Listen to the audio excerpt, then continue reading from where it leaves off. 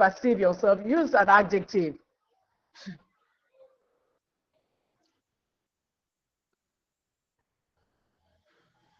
So use your chat boxes to let me know how you see yourself. Quickly do that, please.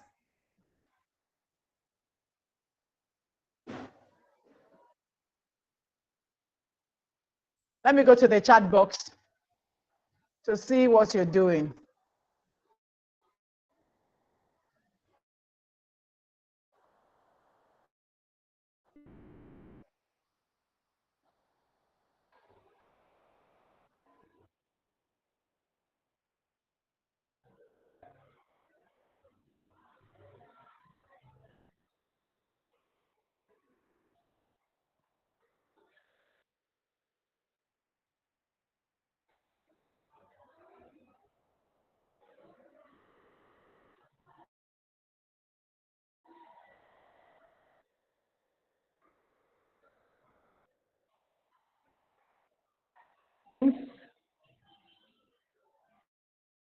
Quickly put your name and your school.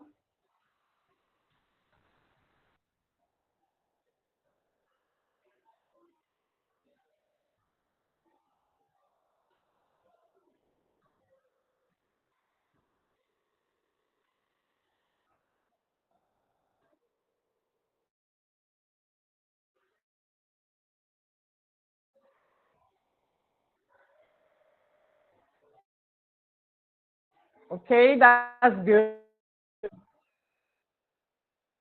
Write your name.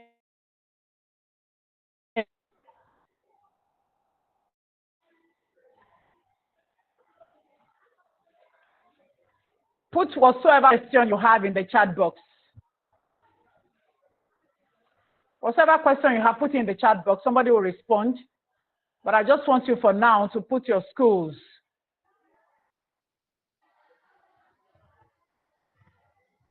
You don't have to raise your hands. Put your questions in the chat box, please. Put your questions in the chat box. We're in the chat box to see what you have.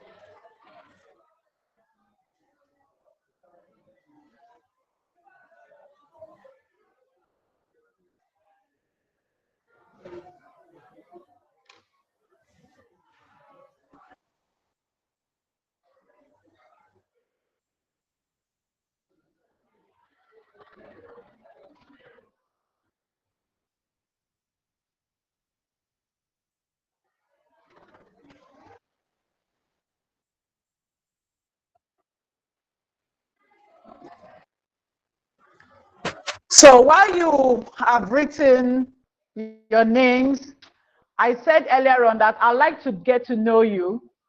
So quickly put in the chat box how you perceive yourself. Some of you can say, I'm determined. Some of you can say, I'm creative. Some can say, I'm curious. Some others can say, I'm adventurous. So let me just have a feel of who you are in the chat box quickly.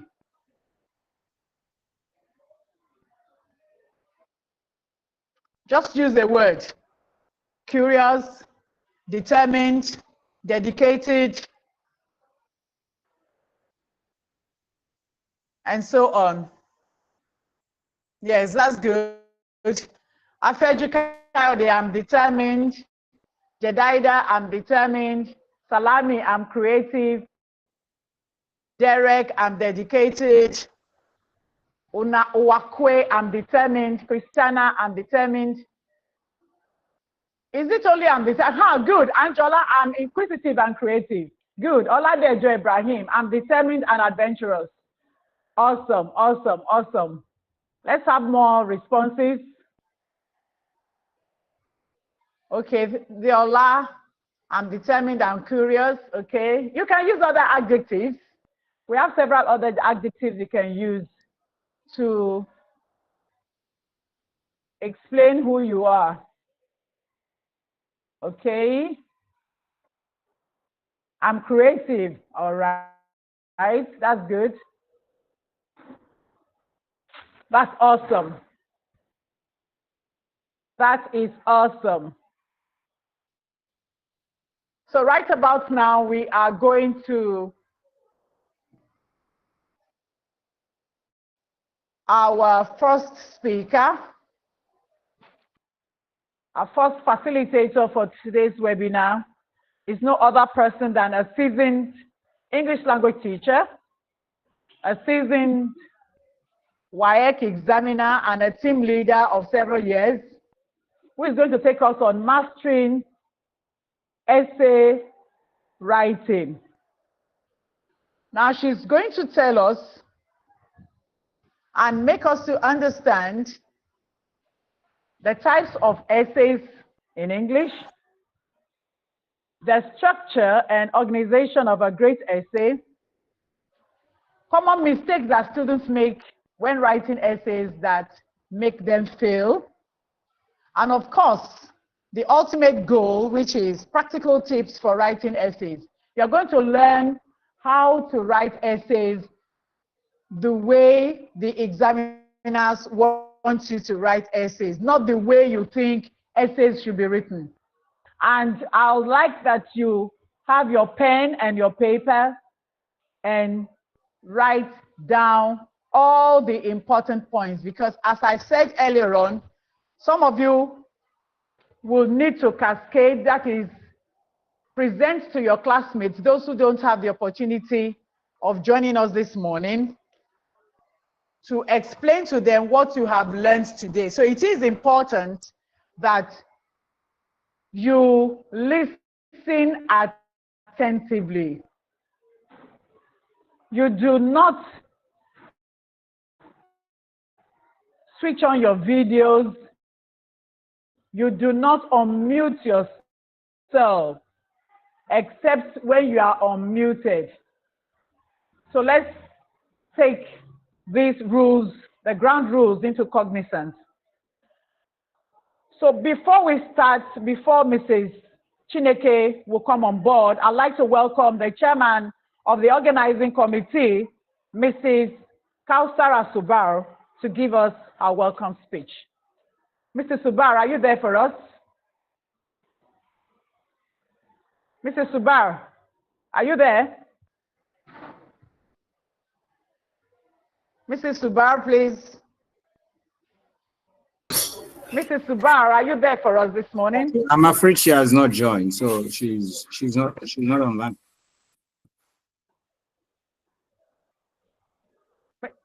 Mrs. Subar. Mr. Lamide, can you get Mrs. Subar on board, please?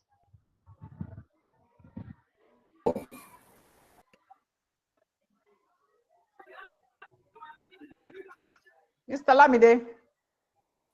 Yes, can you hear?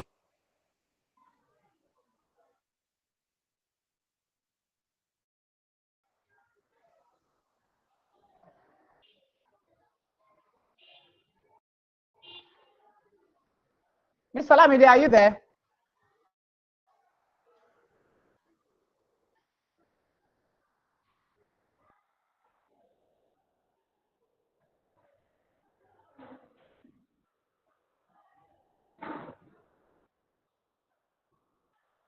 Mr. Lamide.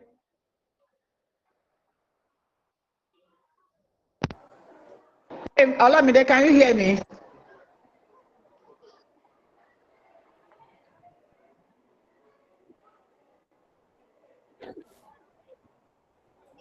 Hello?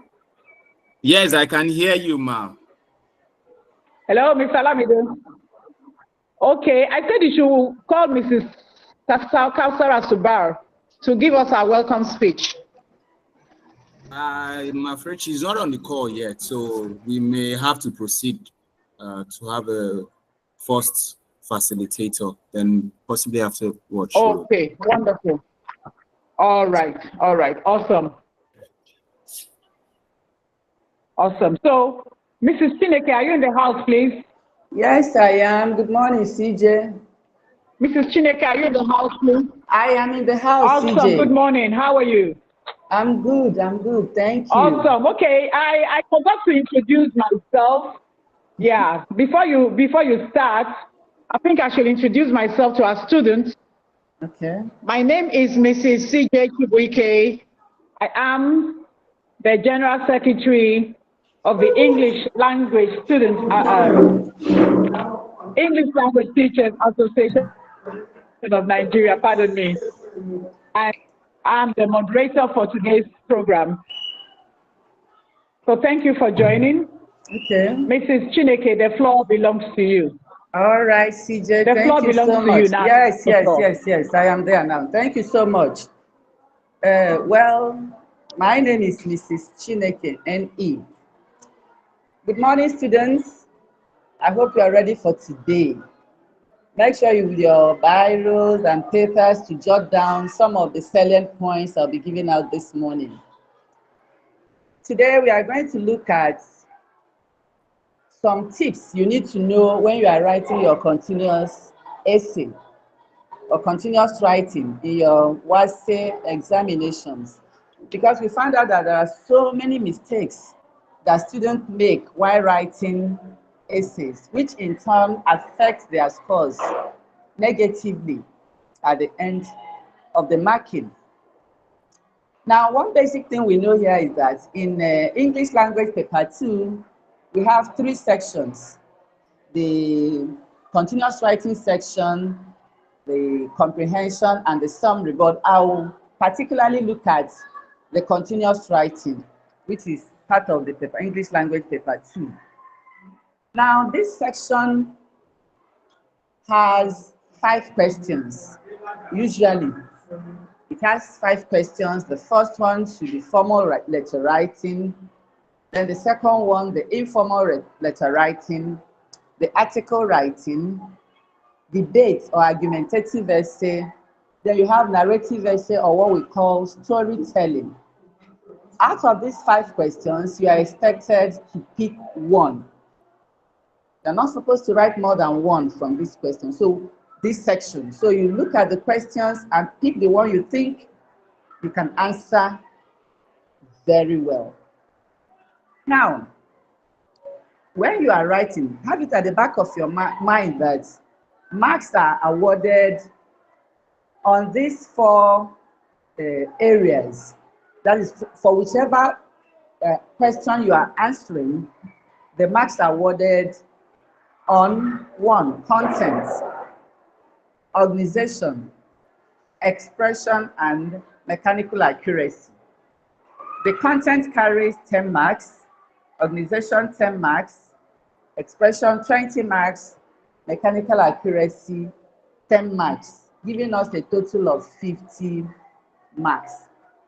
Now, the next thing you are going to consider or look at is your length of essay.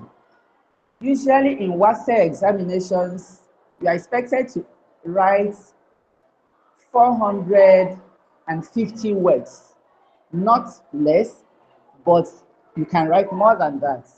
Now, how do you determine the 450 words you are expected to write? The first thing is, on your own, you have to check how many words you write in a line. That is, how many words that you write in a line. Then you have to look at 3 lines. That is, you count the number of words you write in each line And then you count it for 3 lines, switching from the margin to the end, add up the number, divide by 3. That will give you an average of whatever you are going to write on. Assuming you, on a line, you write, say, maybe you write 13 words per line, then you count 3 lines. When you add, you get an average. That average, if it's 12 words, the average you got, because it's an approximation. If it's 12 words you write per line, it means you are expected to write 38 lines for you to get that 450 words. But if you are somebody that have tiny writing, handwriting, that means maybe you take 13 words per line, you are expected to write 35 lines for you to get the required length of 450 words. Then 11 words per line, you're expected to write 41 lines. 10 words per line, you write 45 lines. 9 words per line, 50 lines. 8 words per line, 56 lines. 7 words per line, 64 lines. 6 words per line, 75 lines. 5 words per line, 90 lines. And 4 words per line, 112 lines. When you have this at the back of your mind, it will guide you to know when you have written the required length, because that is very, very important. Why do we say it's important? If the number of lines, the number of words you write is not up to 450 lines, you are going to, you may not get the best in your essay. Because before an examiner starts marking, they will first of all determine your length, the length of your essay. Now, why do we say that? If the length of your essay, because we said length, now the content is 10 marks, and the length of your essay is 200 or 250 words. That means you wrote half the length of required 450 words. It will in turn affect the general score, because your content, which is supposed to be scored over 10, you will now be scored over 5. Organization, which is supposed to score over 10, it is scored over 5 because the length has affected everything. So goes for expression and mechanical accuracy. Mechanical accuracy is even the worst affected, because mechanical accuracy is 10 marks. And that means you are going to have a maximum of 20 errors. Each error in mechanical accuracy is half mark. You can imagine where you now wrote 250 words. That means instead of you finding 20 errors, we are now going to look at 10 errors, which automatically made you to have lost 5 marks. So length is very, very important.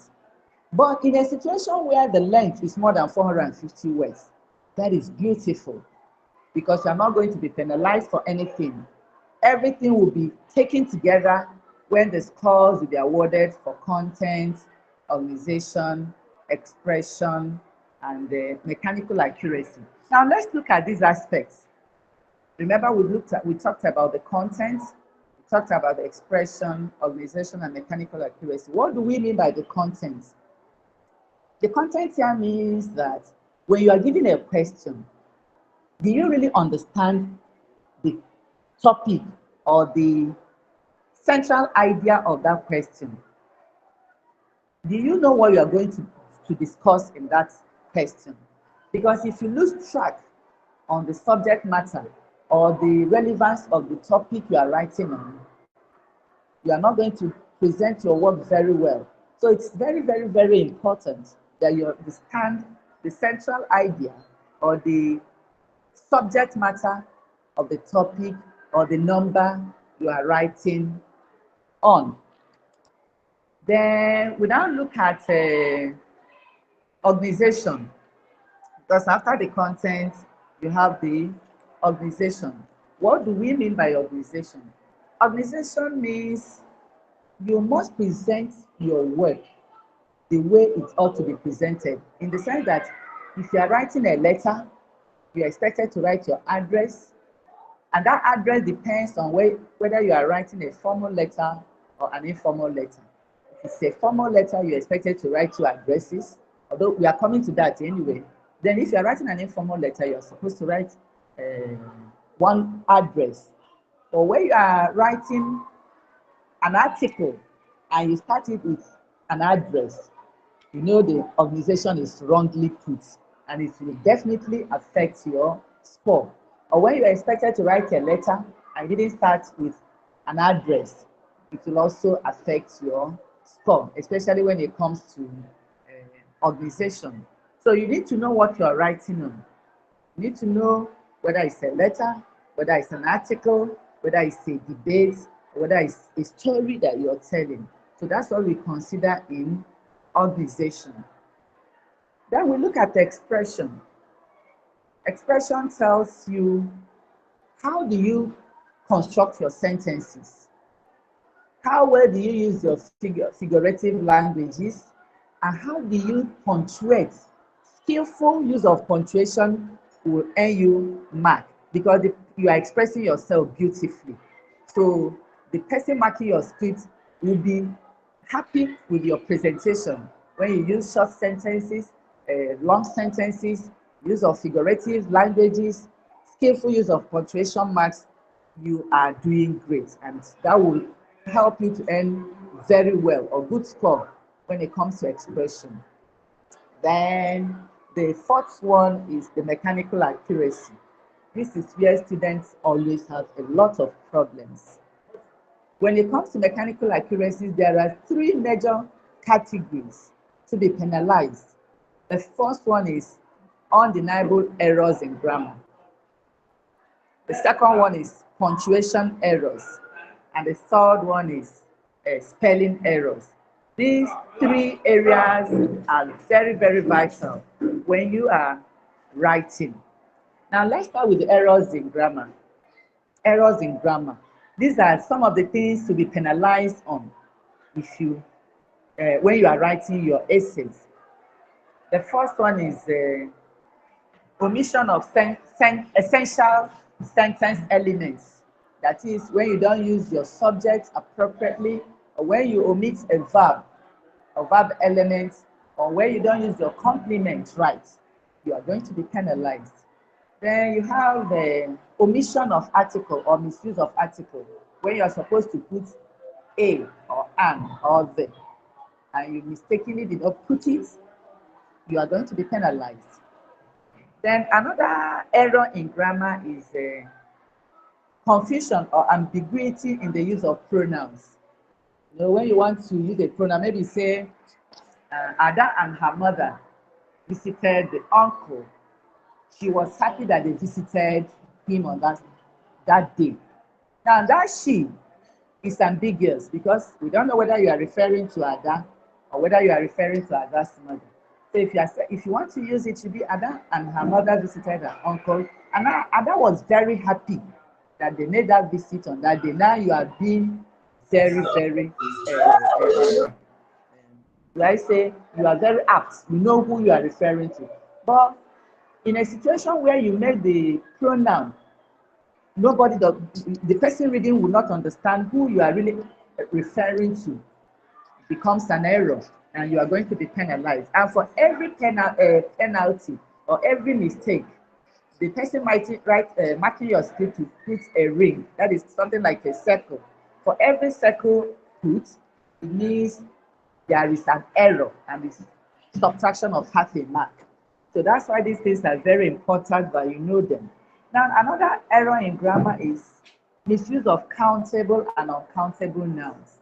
When you are supposed to use a countable noun and use uncountable noun, or vice versa, when you are supposed to use a countable noun and use countable noun, you are going to be penalized. Now we have the wrong use of preposition. When you use the wrong preposition where you are supposed to be on, you put in. Maybe my book is in my bag. You say my book is my book is say on top. Okay, let's say my book is in the drawer. I say my book is on the drawer. Okay, on the drawer, it could be on top of the drawer, but just be very careful so that when you are using the preposition, you use it right. When it's supposed to be in, let it be rightly used. On, let it be rightly used. Because if you make a mistake and the your sentence is one kind wobbly, or the person marking cannot get exactly what you are trying to put across, they will penalize you. And then we have the error in concord. That is when you are using a singular subject, you should go with a singular verb. Obi is around. Obi and Anda are coming. You know, when you use a singular verb, when you use a singular subject, you should go with a singular verb. When you use a plural subject, you should go with a plural verb. If you use a singular subject and a plural verb, you are going to be penalized, and each penalty is minus half a mark. You can imagine all these mistakes you are listing here. When you are making them, your mark under mechanical accuracy is going gradually. We can also, if there is this using transitive verb for intransitive verb, you are also going to be penalized. Or when you're supposed to use active voice, you use passive voice. When you want to use passive voice, use active voice. All those errors will be penalized, and each of them, there is always subtraction of half a mark. So you try as much as possible to make sure you avoid this error, so that these 10 marks, at least you get 5 out of the 10, which you can do by being very, very careful with your grammar. Then another error that students who are also penalized is when you use wrong spelling. Make sure you use simple English and words that you can spell correctly. You know, sometimes in exam situation, we have what we call tension, exam tension. So while you are writing, instead of you writing is, which is is, you might mistakenly write si without knowing. What you are writing is in your brain, but what you are putting down may not be what is in your brain.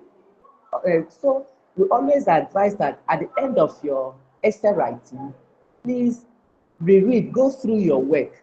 And that is when you notice that you omitted an article, you used wrong preposition, and all that. Please be very, very, very careful when you are spelling during exam, or that is when you are writing your exam. Then there is one particular problem, and that is this use of British and American English.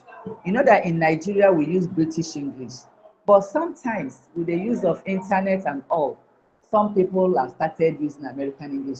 WAEC does not frown at it, but you must be consistent. When you are using American spelling, be consistent. Don't go and mix American spelling with British spelling. When you do that, you are going to be penalized because you are not consistent. Now, another thing we also notice in your essay writing is the use of phone text. You know, the way you cut words when you are writing your text with your phone. Some of you use it when you are writing essay, and that is not right at all. Because when you are writing your messages with your phone, you tend to abbreviate a lot of words. In an exam situation, words should be written out fully. Don't cut words. Don't shorten the words. Like when you are using UR, instead of saying YOUR, some of you will just write UR. And that is not acceptable. You are going to be penalized. That simple error you have made is minus half. And this is something you can avoid. So be very, very, very careful. Then that is for the spelling error. We now have what we call punctuation error. Remember I told you that here, when it comes to mechanical accuracy, there are 3 aspects: grammatical mistakes, spelling mistakes, and punctuation mistakes. In punctuation mistakes, when you look at when you are supposed to put a full stop at the end of a sentence and you put a question mark, you are going to be penalized, half mark removed. Now, when you are supposed to write a question mark and you now put full stop, and you know that one is not supposed to be there, you are going to be penalized. Or when you did not even put it at all, you ask a question, especially for those doing debates, you know, you ask a question, it's not a rhetorical question, it's a question that maybe you needed an answer, and then you didn't put a question mark. For leaving it like that, you are going to be penalized, and that is why it's always important you go through your work. Then another punctuation error is insertion of comma between subject and verb. Are you with me? Okay. Insertion of comma between subject and verb, this is not acceptable. Or between verb and complement, where it's not supposed to be. Verb and object, sorry, is not acceptable. Then, there is one mistake we notice students make a lot, and that is the use of the personal pronoun I. Most times we find out that when students are writing, I might occur in the middle of your essay. And you'll be like, they will write I and they will put a dot. That is wrong. The moment you put that dot for the I, personal pronoun I, it's an error. And you are going to be penalized. So what I should tell you now is this. When you are writing your essay, maybe I visited my daddy last weekend, and I found out, you know, that second I is in the middle. Some people will put a dot. No. For it to, you know, some people will be like, why should I be putting capital I in the middle of a sentence? It looks odd. It's not odd. But for you to be at peace, what you do is that when you are putting that I in the middle of a sentence, make it the way your handwriting is, but don't put a dot. Don't put a dot. When you don't put a dot, automatically that I has been presented like a capital letter. So if I appears in the middle of your essay, please don't put a dot. It has become a capital letter I. All right. Then another thing we are going to look at is some of these words that have more than one element. Like when you say Central Bank of Nigeria, some people start the central with a capital letter. When they now get to bank, they'll put a small letter B. No, that's a name and it occurs together. That is a proper name. Central Bank of Nigeria is a proper name. That is the name of that institution. So what you do is that for every letter, every word, the first letter of every word, the C start with a capital C, the B in the bank, capital, and the N in Nigeria, capital letter, and you are good to go. But if you write the C in central with capital letter, the B in back with small letter, and the N in Nigeria with small letter, you are going to be penalized. They will penalize the first B as an error, then the N as an expression error. And all these things will affect your score when the examiner is trying to mark your work. All right, now let's look at some of the questions. You know, I told you is continuous writing. We have 5 questions. Essay, formal letter writing, informal letter writing, article writing, debates or argumentative essay, and then we have the narrative essay, which is story telling. So let's start with how to write a formal letter. Now, when you are writing a formal letter, first of all, you should know the features of a formal letter. And the features of a formal letter, first one is the address of the writer. That is you that is writing the letter, your address. Then the second feature is the date. Immediately after your address, the next line, you write the date, the day you are writing the letter. And your address should be at the topmost right hand of your script. That is when you are facing your script. You start at the topmost right hand side. From the middle, you start your address. At the end of your address, the date. Then when you are done with the date, the next line on your left now, you now start with the address of the recipient or the person you are writing the letter to. Now, the address of the recipient, you start by the designation. The person you are writing to, what is the person's official position? If you are writing to the principal, automatically you start with the principal. But if you are writing to a company, you know whether you are writing to the manager, you are writing to the secretary.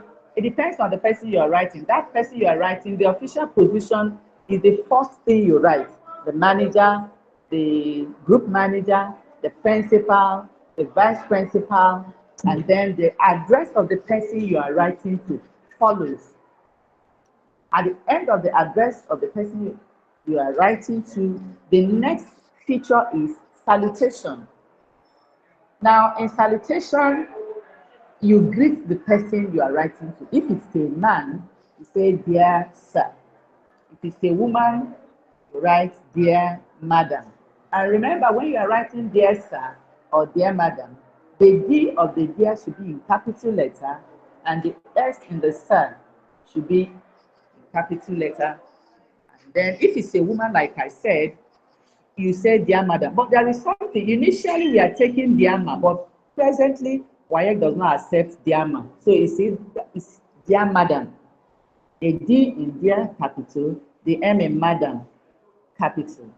But if you are not sure whether the person is a man or a woman, you just write dear sir, put a slash, madam. It's accepted. Nobody will penalize you for that. Unfortunately, we cannot share my slide. If it's possible, I would have shown you a sketch of the address of a formal letter. But I cannot show you the sketch. But at least have the points as I'm giving it to you. Now, after the salutation, the next thing is the title of your essay. What is the reason? Why are you writing that letter? Are you writing to make a complaint? Are you writing for application? Are you writing to make a request for something? So whatever the reason you are writing that letter, that should form your title. And then when you are writing your title, please start every word with a capital letter, after which you underline your title. But if it will give you problem, write every word in capital letter, but you are not going to underline it. It's also acceptable. Like, unfortunately, we can't share our slide because I wrote it, I said this or that, but we can't show it now. But just have it at the back of your mind that when you are writing your title, if you start every word in a capital letter or with a capital letter, you underline. But if you decide to write every word in capital letter, you are not going to underline your title or your heading. Then that brings me to the body of the letter. The moment after the title, you start the body of the letter. Remember, it's a formal letter, so the diction of the language should be formal. You are not writing to somebody close to you, you are writing to somebody in an official position. So there shouldn't be any use of pleasantries. How are you, sir? I hope you are fine. What about your family? No, no, no, no. It's not acceptable. This is an official letter and everything should be official. Your diction, that is your language, should be official. You start by introducing yourself. I am so person. Maybe you're writing to your principal. I am so person. I am in so. This is the reason why I'm writing. You just say what you are writing, and then I'll be very happy if whatever I say is taken into consideration. Thank you, sir. You now close it. When you're closing or ending your official letter, you end it by saying Mrs. Chineke, can you hear me, ma? Yes, dear. Yeah, yes, I can hear. Please close the door. This slide is on, so you can interact with it. It's on. I cannot see it. Call Mr. Masbisu for me, please. I can't see it from here. But I can't see it from here, but the children are seeing it, right? Hello? Yes, please. Okay. The children are seeing it as I'm explaining, right? Yes, ma'am. Because I can't see it from my angle. Okay, so I should go on. I should go on, sir. Yes, please. Proceed. Okay. Now, okay, so now when you are ending your formal letter, like I said, you end it yours faithfully.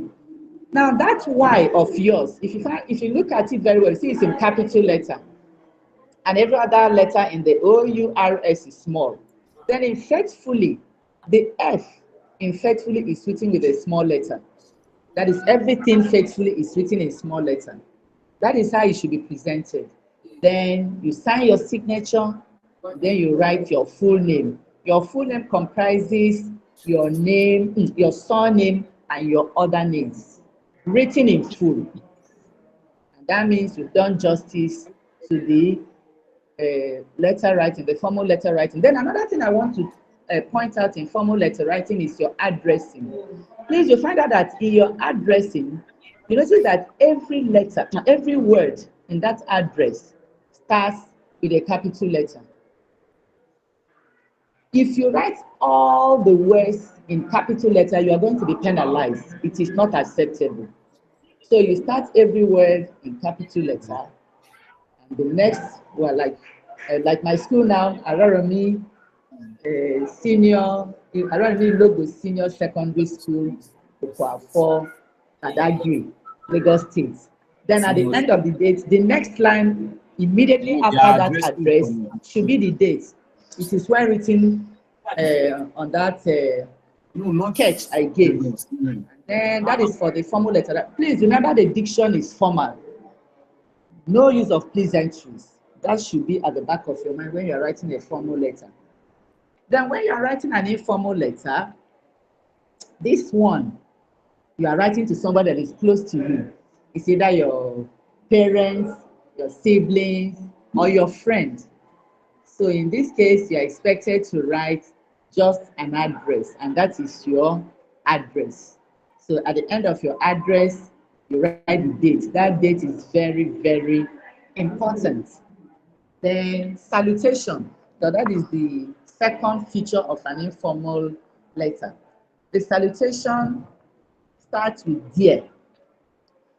Then you write dear, and then the name of the person you are writing to.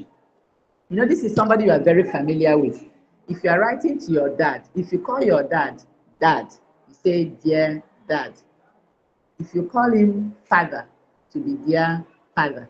Remember the F of the father, because that is the name you call him, should be in capital letter. If you are writing to your uncle, maybe Uncle James, dear James. It depends on how familiar you are with him, because if there are some uncles that you cannot call by their names, it now becomes dear Uncle James. In a situation where you are writing to Uncle James, who is much older than you, your senior, your father's brother, it will be dear, the D in capital letter.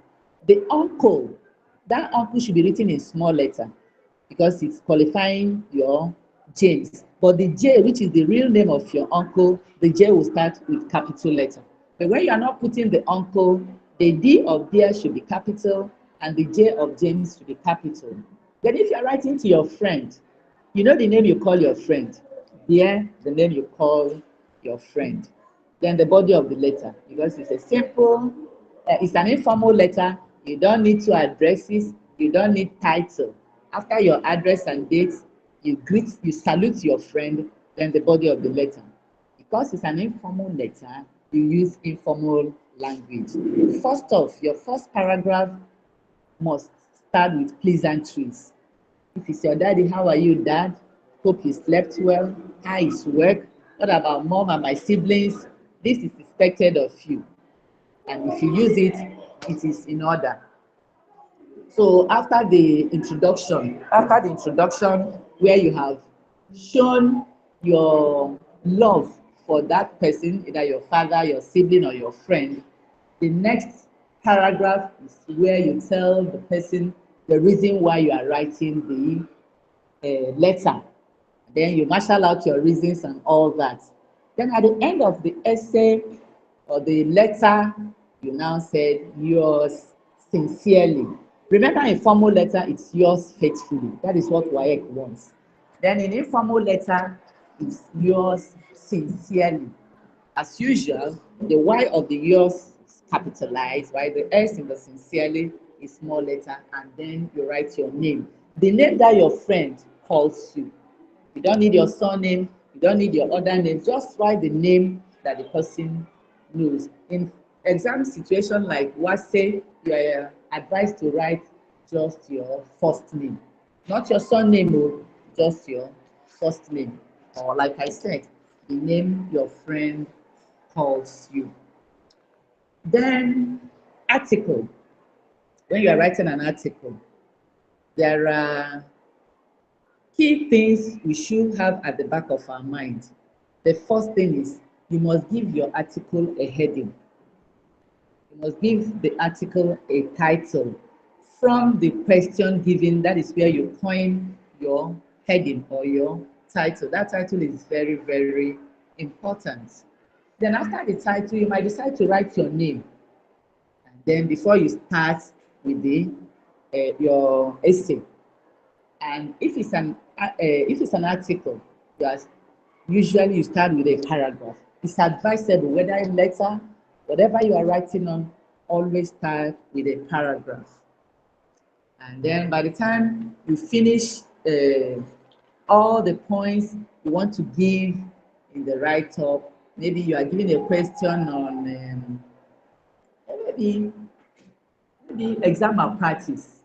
First of all, you have to explain what exam malpractice is, what are the causes, what are the effects, and how do we curb it. By the time you write all these things, you find out that you have even exceeded the 450 words, which is good for you, because the more points you write, the more you expatiate, the more you get and even supersede the 450 words. Remember, because it's an article, you don't use the colloquial language. That means you use formal language. You use formal language, just like when you are writing your formal letter. When you are writing an article, your diction must be formal. Your language must be formal. Now, if you hadn't written your name at the beginning of the article, at the end of that write-up, you indicate your name. If you have any position in the school, maybe the senior boy, the class captain, the head boy of school, one of the school prefects, just after your name, you just write your post in the school, and you are good to go. That is for article writing. Now that brings us to the first question in essay writing, and that is debate. That is debate.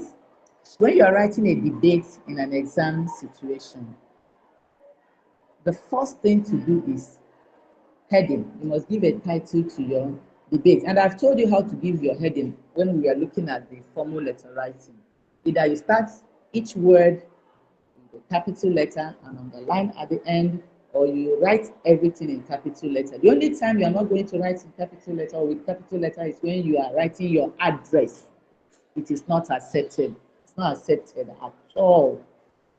Then because it's an argumentative essay or a debate, there's usually the vocatives, where you say the chairman, the panel of judges, accurate timekeeper, co-debaters, ladies and gentlemen. Because you are writing, all these vocatives should start with capital letter. The chairman, the T of the, capital. The C in chairman, capital.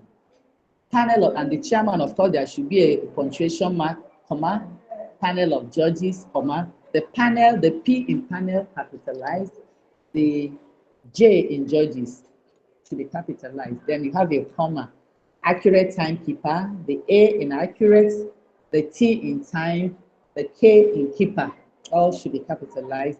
My co-debaters, sometimes some of you say, excuse me, some of you say co-debaters. That is wrong. It's co-debaters.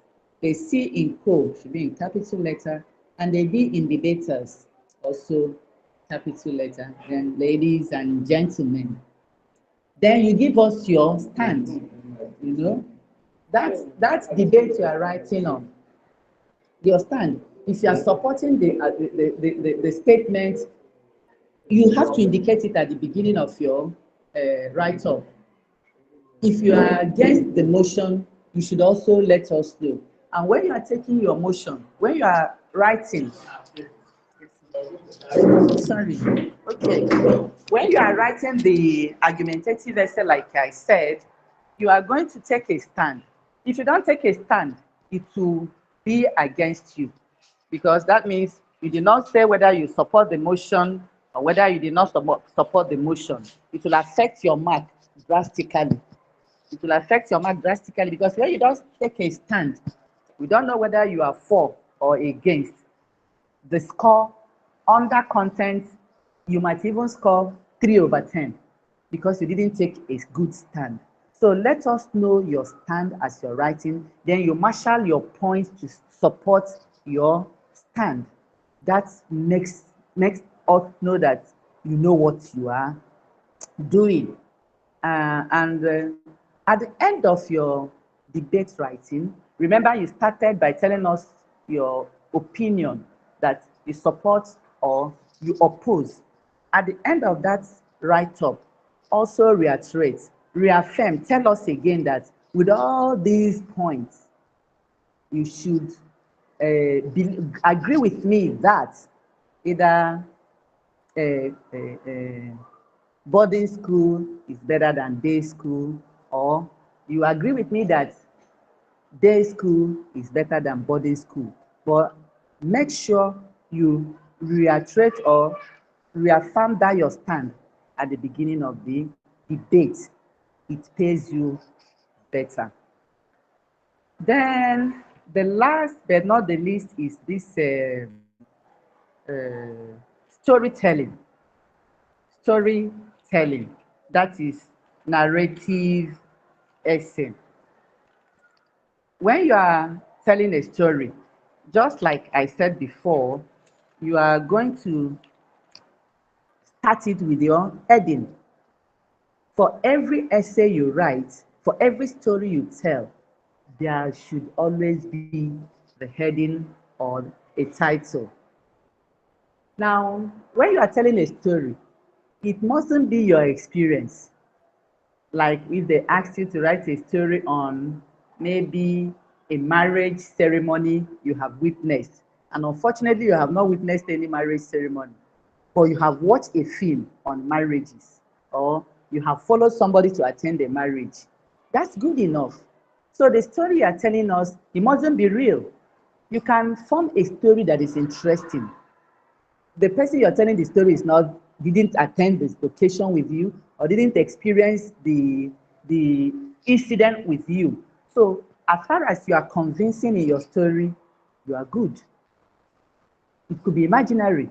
Maybe you are asked to write on a birthday party your parents did for you, and you have never had a birthday party, but you've attended a birthday party.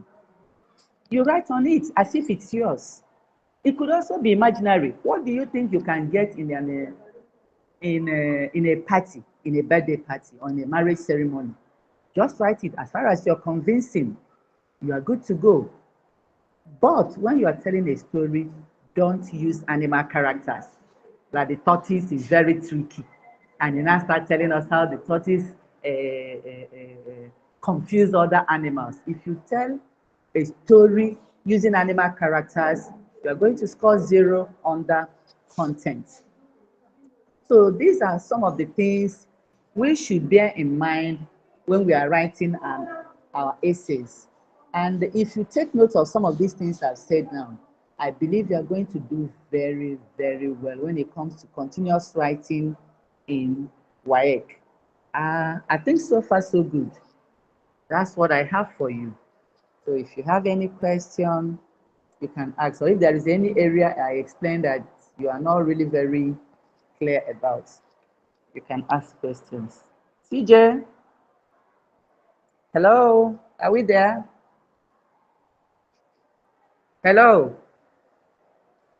Hello, CJ, are you there? Yeah, I believe she's on the call. She's going Okay, to okay, come but up. so far so good. Do I still have time? Or can they ask questions now? Yeah, they can ask questions. You've exceeded the time, but we can still take questions. It's all right, sir. So thank you very much, Mrs. Chineke. you're Really welcome, appreciate sir. Thank you. It's a pleasure, sir. So please, students, you can drop your question in the chat box, please, Okay, they will read it out for me. so that we can take enough questions, because if we are to unmute you, that may take a lot of time. So kindly type your question in the chat box.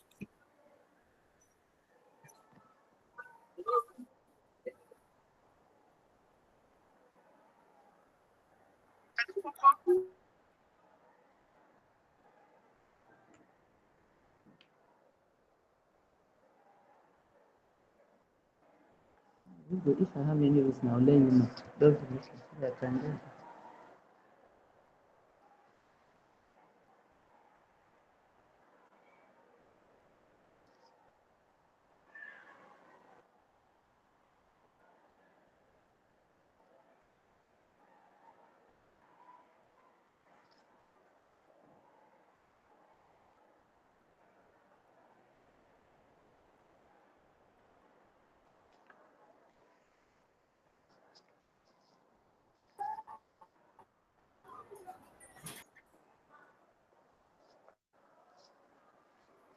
So do we have any question? Is there anyone with any question? Okay, before that, can I still talk? Yes, Hello? please. Yes, Please, there is something I missed out while I was talking on this essay writing.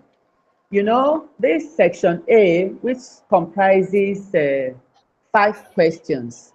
You know, there are situations where a student will be answering a question. And along the line, you know, exam situation, you have an idea of your question, you just started writing. And along the line, when you are calmer, you find out that that question you are writing, you will not do justice to it, that you can answer the next question better. Maybe you are writing on a formal letter, and now you look at the informal letter and you feel that you have more points, and you decided to write the informal letter. Please, neatly cancel the first answer. Because if you don't cancel the first answer and that second one you did justice to it, it will not be marked. It is that first one that will be marked. And remember, if it's a letter and middle of the way you decided that I don't have enough points on this, so it means you did not even end the letter well before you enter the second question. If you did not cancel that one, nobody will ask you whether it was a mistake or not. That is the one that will be marked. And of course, you know your marks will be affected. So when you notice that this one I answered first, I didn't do it well. The second one is the one I'll do well. At the end of that second answer, neatly cancel the first one so that it will not count against you. Thank you.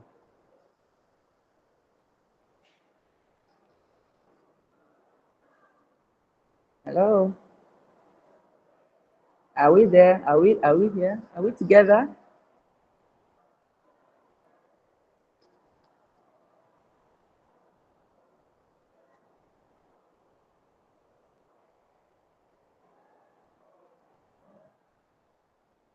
It's network. I don't know. I can't hear anything.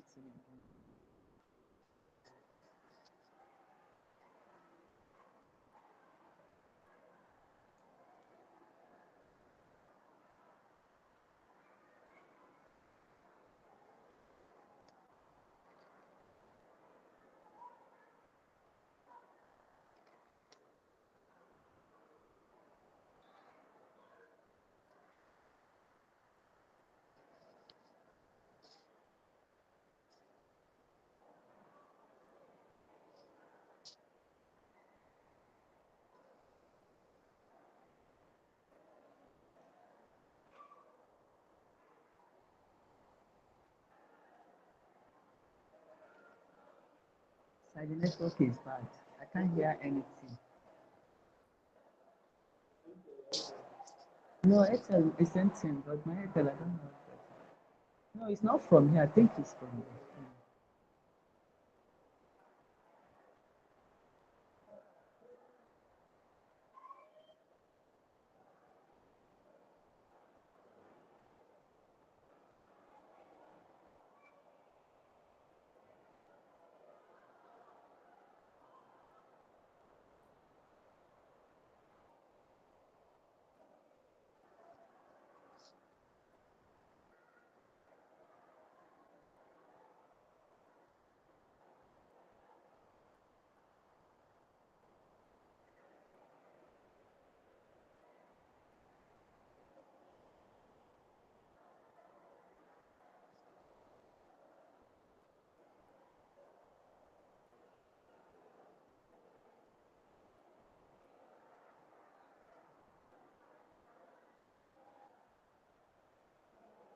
Okay, I think the problem is they are typing the question.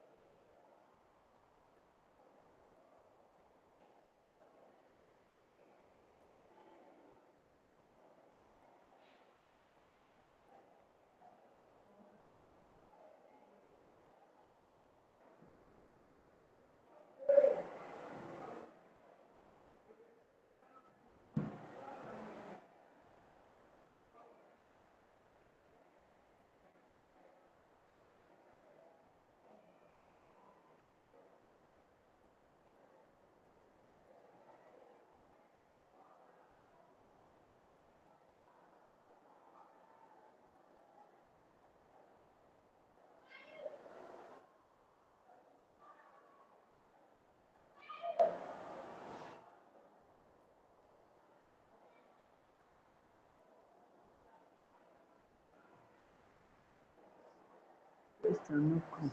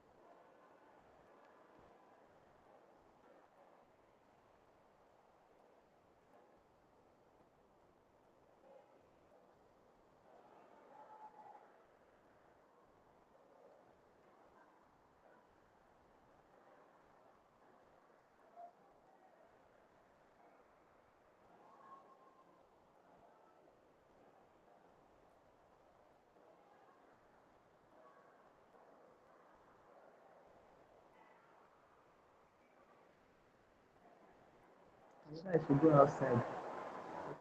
This place has enough network.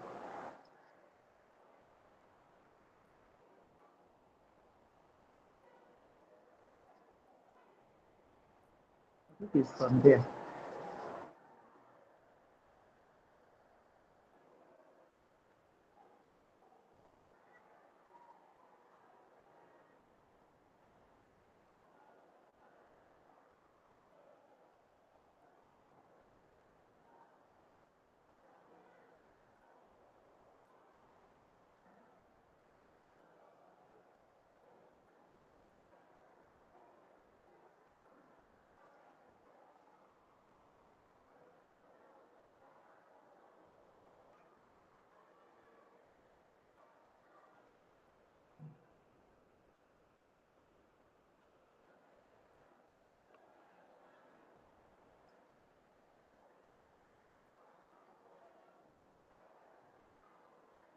Okay, all of us. Let's see with you.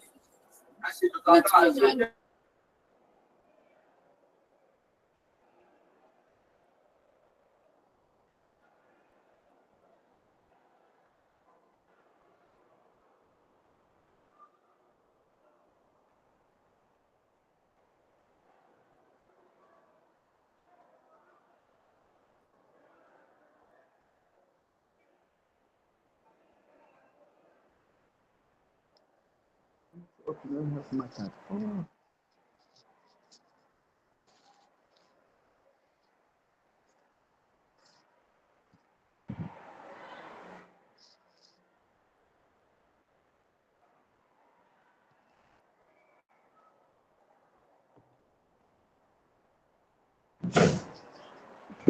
Thanks. Sorry. Okay. Okay. Sorry.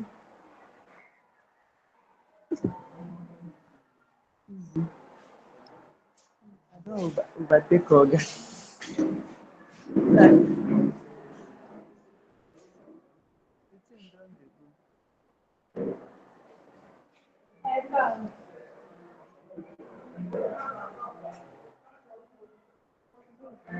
This year, that one is even like that. That one don't get mad.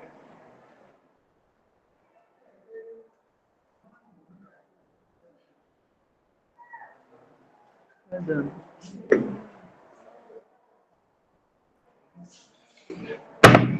Sorry.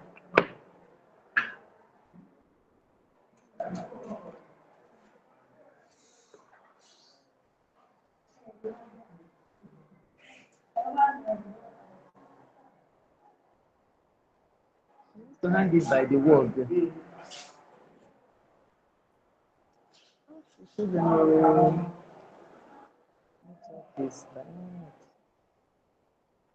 How do I get the chat box here? Can I see the chat? It's like they would read it out for me.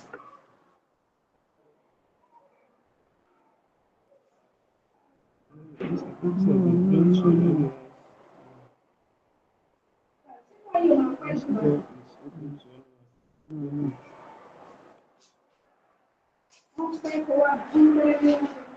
one is like video and they don't want you to turn it on.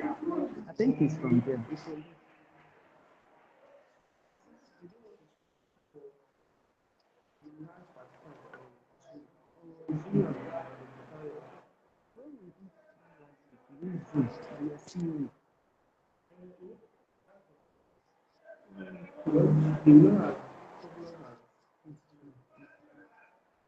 It's true. No, they're almost, they get to 500, they'll drop.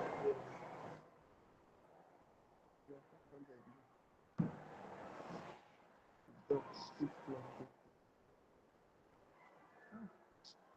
if you do this children ask questions.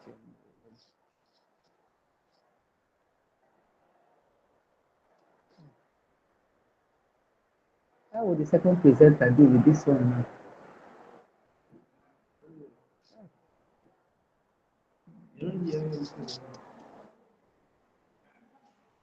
Since after I finished, I didn't hear it. It's from there. It's from there, not here, because there will be cracks of noise then to mute.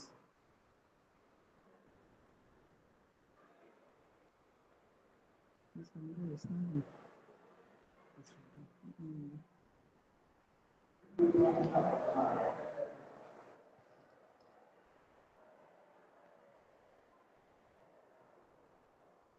Am I able to the children hide them?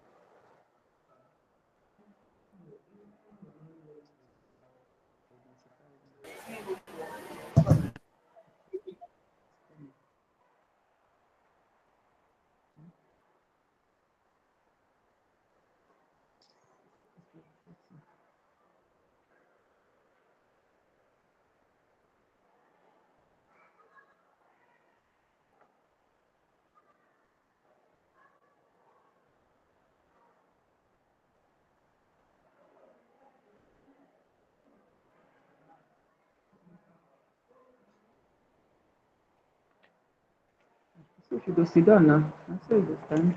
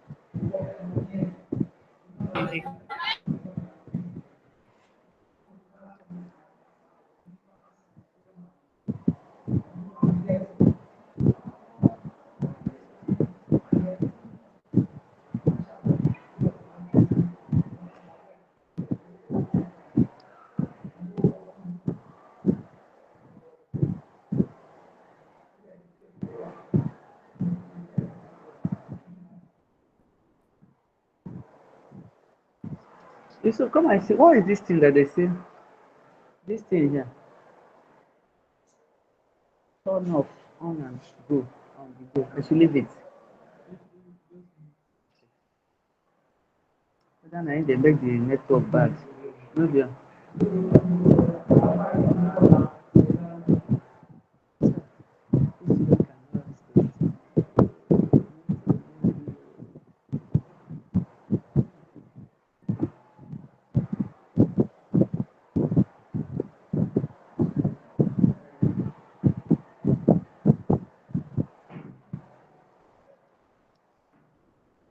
He said they ask question and I finish. You will go and download and to listen I did.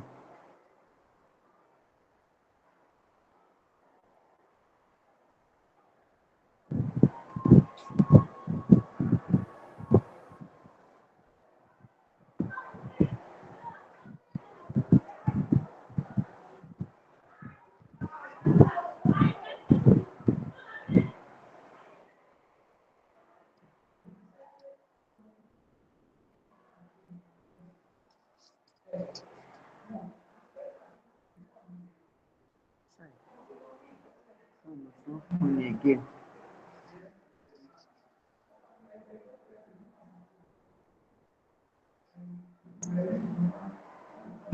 The good thing is that if they share the slides, it means that the children will jot down something. That's the good thing. I don't see the slides here. I said, like, if to send I need to share them, how will I do it?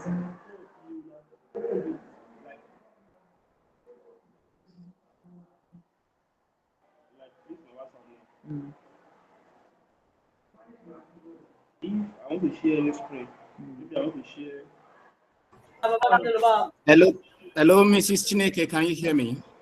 Yes, I can hear you. I'm so sorry. Number of students that we have on board over Lagos State. So at the point in time, even as the host, Google Meets, we had issues trying to log in from the back end. So I believe you're done with your session, ma. Yes, sir, I have. I was waiting for the children to ask questions.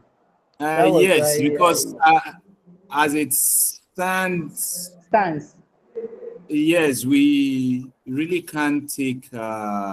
Okay, that's okay. It's okay. I'll still wait for the next speaker now. Yes, so possibly immediately after the next speaker. Okay, they will ask questions. Yes. If they have, there's no problem. I will be on. I will still be on ground anytime. Okay. Then just let me know. Yes. Thank you very much, ma'am. You're welcome. It's a pleasure indeed. Yes, ma'am. But I'll still hang on in case the network improves and they want to ask questions. I don't need this question. I have, and they got it. Yes. So you can unmute yourself, ma'am. Mrs. Okay. Mrs. Chineke.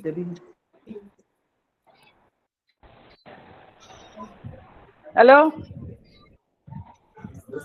Hello? Yes, Madam CJ, are you back? Yes. Okay. Can you hear me? Yes, we can hear you now. Can you? All right. I'd like to thank Mrs. Chineke for that wonderful presentation. That was awesome. However, I'd like to make one or two observations. Okay. Many of our students were you were misusing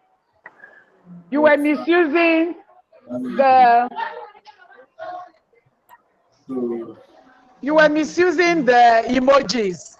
Some of you were putting the laughing emoji. Some of you were putting the sad emojis. And one thing you have forgotten is that we can get a digital footprint of your name and your school. Some of you were playing. They are using emojis. Somebody like Ali Olayori, you were saying at Opemzia X, Pain, Tolu Lope, you said Alpha now. Olubimi Damilare, you were saying many questions, laughing my head off. Afolahan Abdul, Timileyin Odetunde, you asked a question, who fits up me catch this? See, this is not a cruise land. We are here for serious business. And any school or any student we find flouting the rules, your school will be blackmailed. Will be blacklisted rather. Your school will be blacklisted. And for the next webinar, your school will not be allowed to participate. So you need to be very careful. You need to do what you are asked to do. You need to ask questions that are relevant to what has been taught. Don't ask questions outside what you have been taught. Many of you were asking questions on oral English. You were asking questions on what is the other one now? On summary. When we have not done summary, that means you were not listening when the facilitator was talking. So please be very careful. be very careful so that we can learn something from this webinar. This webinar is for you. It is costing us a lot to host this webinar. So we don't expect you to joke with it. We expect you to be serious so that at the end of the day, the ultimate goal is that your results will be better this year. So please take note. Mr. Lamide. Yes, Mr. I can Lamide. hear you, ma'am. Thank you very much, ma'am. Okay. All right. I want to make particular reference to one Michael Olufemi. You wrote, or Dios must estar redes realmente mal. I don't know what that means. That should be either a Portuguese or an Italian language. That means you are not here to learn, you are here to play. Please be careful. We are noting down all these students and we are going to blacklist your school. I can assure you that. If you misbehave again, we are blacklisting your school. Please be serious. You are here to learn. Make sure you learn. Thank you. I don't know if Mrs. Chineke can respond to some of the questions or we just move on to our next facilitator. Let's move on to our next facilitator. Mr. Timothy is already online and he has been made a co-host so he can speak. So possibly afterwards we take all the questions together. Okay. All right. So let me just welcome Mr. Timothy Aborishade, who is going to speak on ASIN summary. And he's going to particularly look at techniques for identifying key points in a passage, structuring a concise and accurate summary, common pitfalls in WAEC summary writing, and strategies to improve comprehension and precision. Mr. Borishade is also a seasoned WAEC examiner and a team leader. He has been working with the Lagos State government for several years, over 3 decades. So he has a wealth of experience to share with you. And I'll suggest that you take your pen and put down the points. Mr. Borishade, please. Thank you. Hello. Hello, you're welcome, my great students. Yes, you're welcome.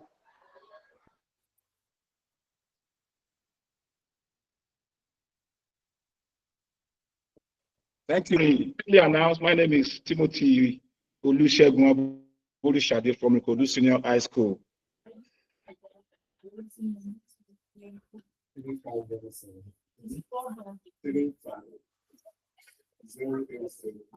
Let me give all of you the opportunity to choose now. If you want to be among those who will lead this nation, yes. And to lead the nation, you need to be educated. And that's one of the reasons we are here. Yes.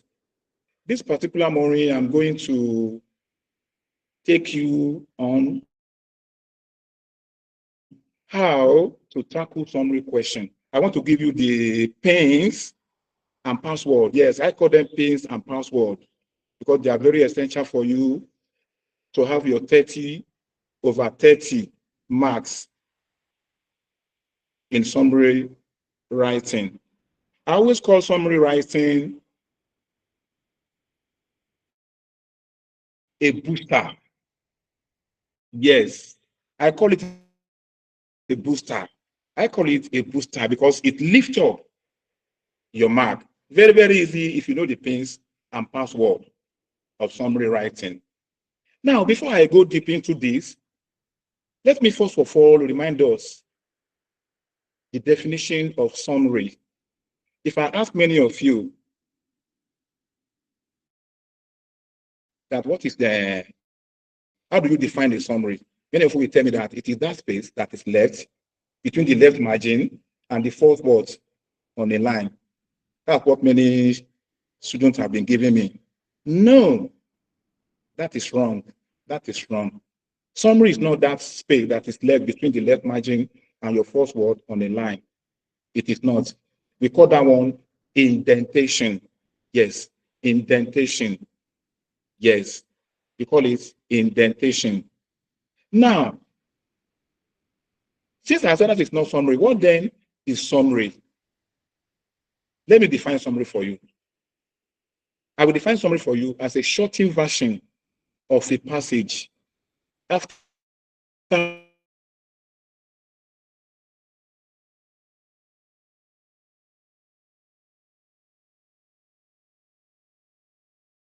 removing all the irrelevant materials. Listen once again. So if you read the definition closely, you will see that certain words and phrases stand out.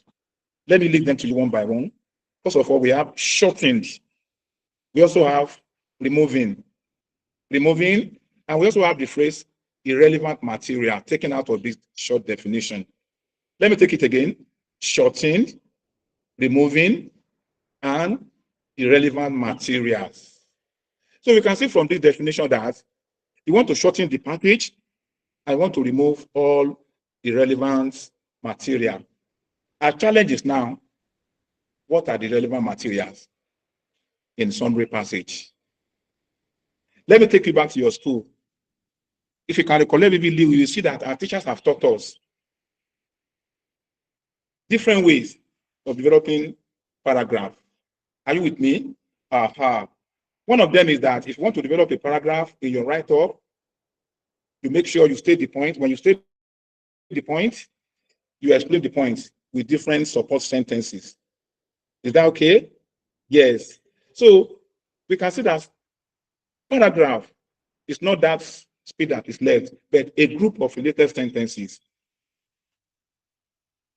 which talk on a theme or subject matter of a summary passage. Now, to make myself clear, let me show you this. Please, yes, sir? We really can't see your screen properly, so it's not displaying, except maybe you want us to help you display it from this end so that you stop sharing.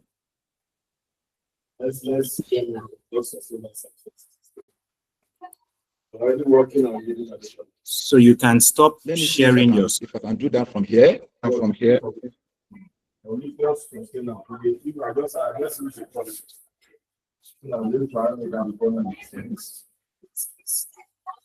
Okay. At that end.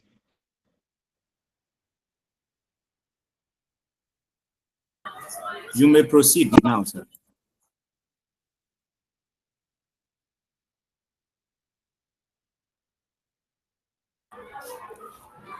You can continue, sir.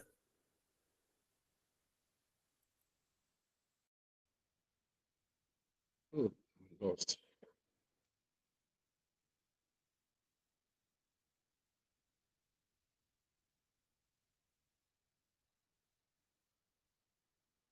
Yes. Am I online now, please?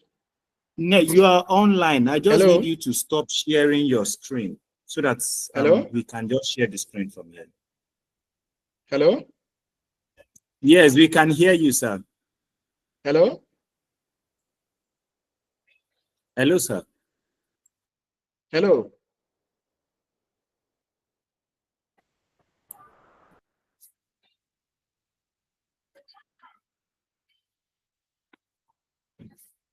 You can continue, Mr. Aborishade.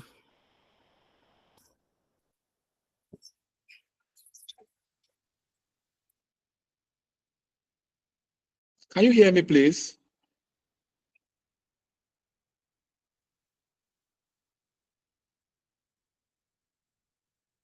Hello? We can hear you.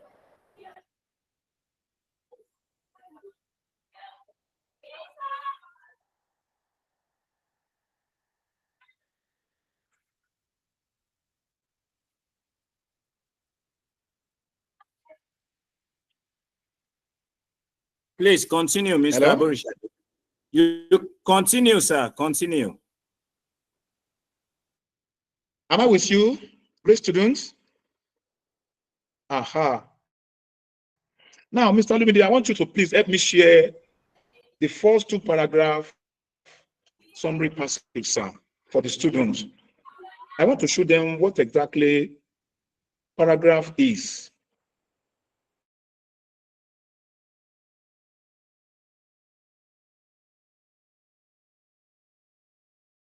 in summary passage. Please help me do that. Can you hear this?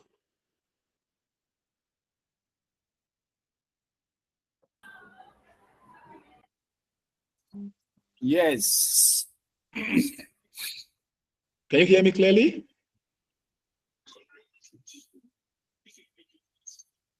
Yes, I can hear you clearly. Possibly you Hello. share the slide. Possibly you share the slide from your hand, sir.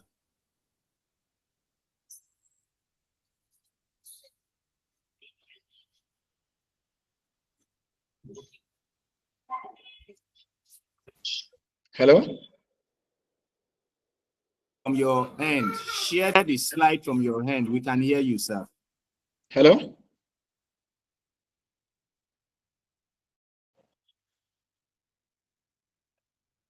Hello, Mr. Olumide, can you hear me, sir? Yes, we can hear you. I just need We you to can hear share you this. loud and clear, sir.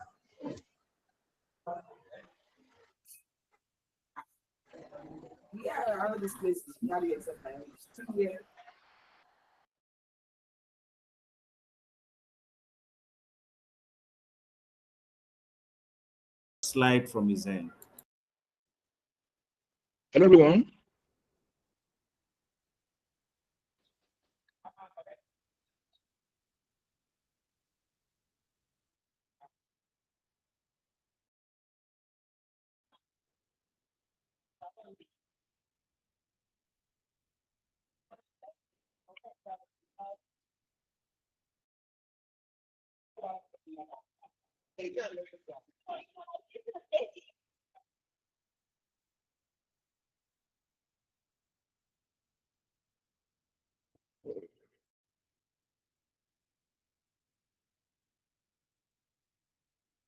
Hello? Can you hear me clearly? Yes, we can hear you, Mr. Borishade. Please continue, sir. Hello? We can hear you, Mr. Borishade. Okay. Thank you. Please, I want Mr. Olumide to help me share my first paragraph. My first summary passage, where we have there are two qualities I admire and love about public secondary school in Lagos State. Please help me share that to the students, sir.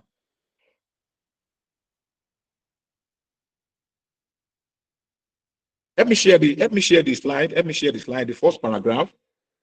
The first summary passage, so that I can show the students the difference between indentation and a paragraph. Well, if you can't share if you can't get the slide for now, you will observe that we have two different types of sentences. Please share from your side, Mr. Borishade. In every paragraph, we have the main sentence or sentences sometimes. This main sentence or sentences state the main point of a paragraph. Of a paragraph.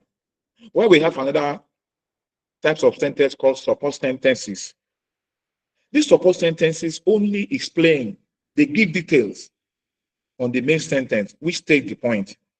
So for the purpose of our WAEC, we don't have business with support sentences. We want to focus on the main sentences, which states the main point. So our task now is to make sure that whenever we have summary passages, we want to first of all look at each paragraph which make up that summary passage. In each paragraph, you want to separate the sentences into main sentences and support sentences. That is those one which explain the point stated by the main point.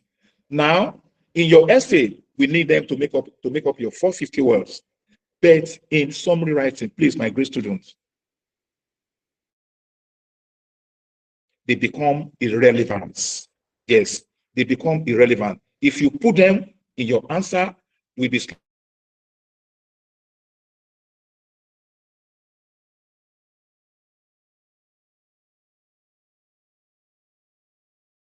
armed with 0 mark. Is that okay? So the first thing you are going to Hello, Mr. Olumide. Please help me with my slide. I need to explain something to the students.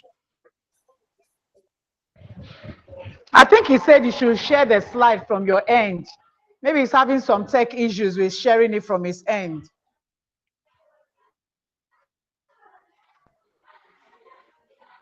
Hello, sir. Mr. Borishade, can you hear me? Mr. Borishade.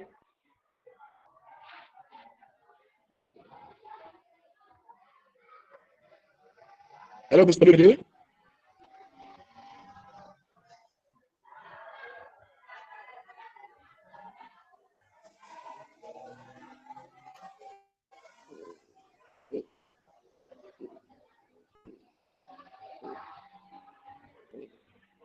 Mr. Borishade, can you hear me? Hello? Mr. Borishade, can you hear me?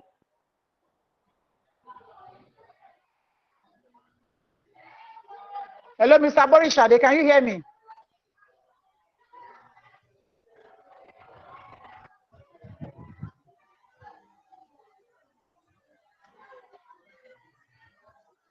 Hello, Mr. Borishade, can you hear me?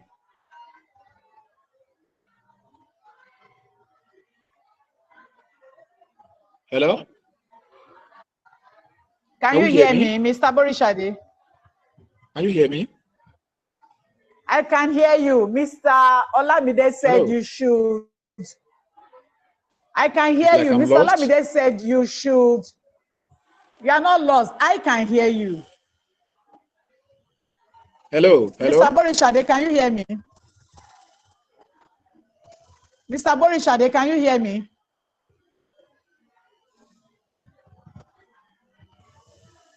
Okay, the students, can hear me. I'm just having a problem with my slide. Anyway, in the absence of the slide, let me emphasize that in every paragraph, we have two types of sentences. Yes. First, we have the main sentence or sentences.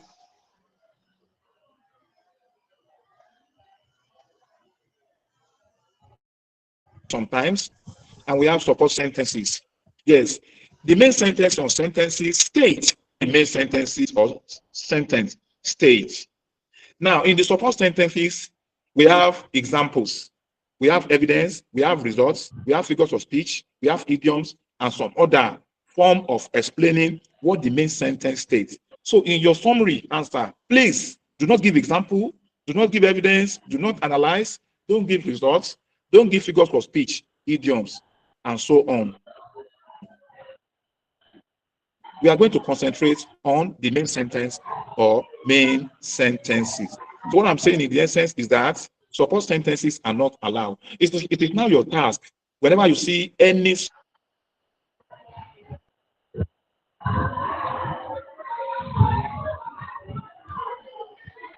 summary passage, to first of all separate which sentences say the, why you neglect the one that explain or give details on the main sentences. Now, let me emphasize to you once again that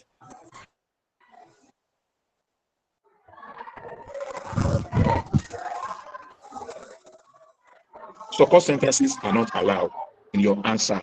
Now, let me give you steps that you need to follow to answer question.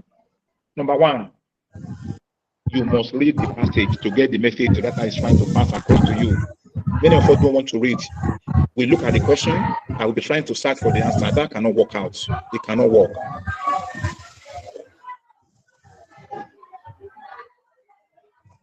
It cannot work out. You must read that passage to get the message. Yes. The message is in summary passage. Only those who can read. Yes. You are not just only going to read. You are going to read.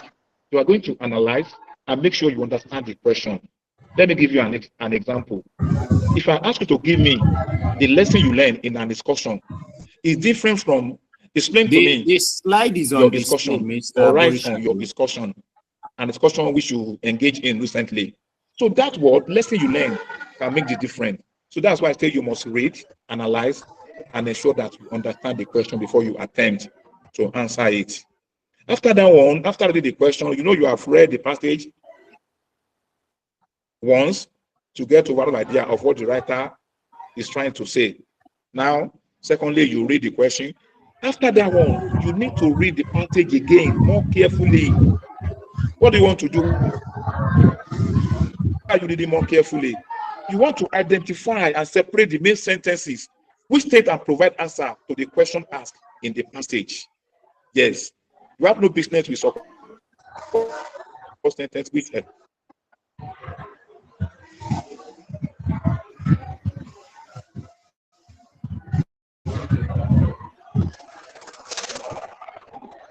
the main point. But you want the main sentences which state and provide answer to the question.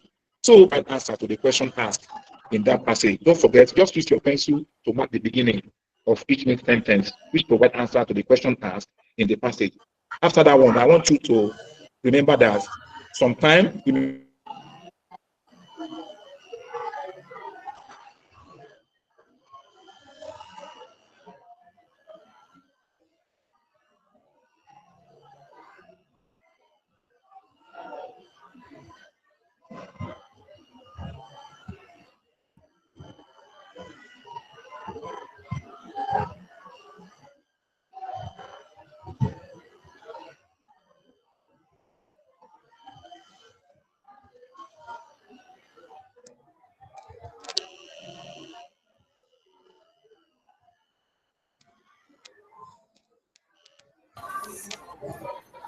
Hello, Mrs. CJ. Yes, please. I think Mr. Borishade has a bit of network glitch from Zen. The students have been commenting that they can't hear him. Okay. And they can't hear him. Yes, I saw it too. So what do we do? I really don't know. But all the while he was speaking, I could hear him.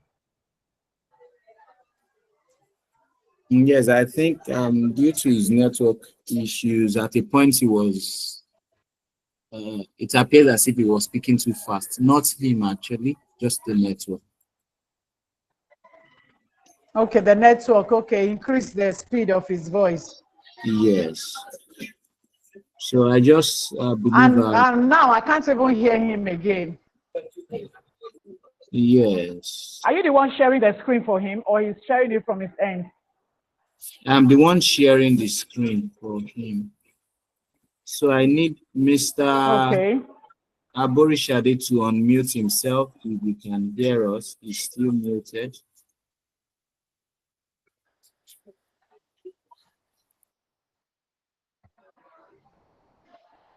Mr. Aborishade, can you hear us?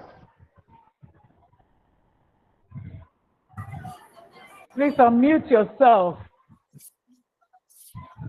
Please unmute yourself and speak so we can hear you. Is Mr. Aborishade still in the house with us? Yes, he's in and out. I think the network is unstable. Is Mr. Aborishade still in the house with us? His network has been unstable, so... Okay, the network is just throwing everybody out. Okay. So what's the way forward? So I believe you can see the screen now.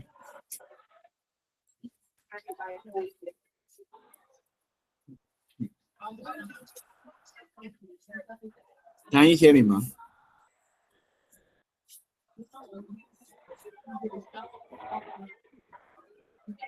I can see the screen, but okay, I can hear you. Okay, I believe I can hear you. I can see the screen, but I can't hear Mr. Aborishade. Yes, he was trying to use this particular slide to point out the difference between indentation and paragraph to the students earlier, so before we lost him. Okay. Okay.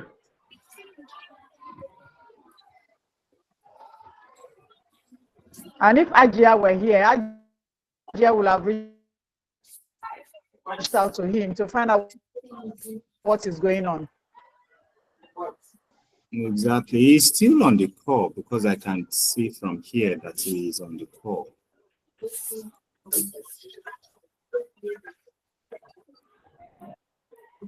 It's just one of those things anyways, considering the nature of network providers that we have in Nigeria presently.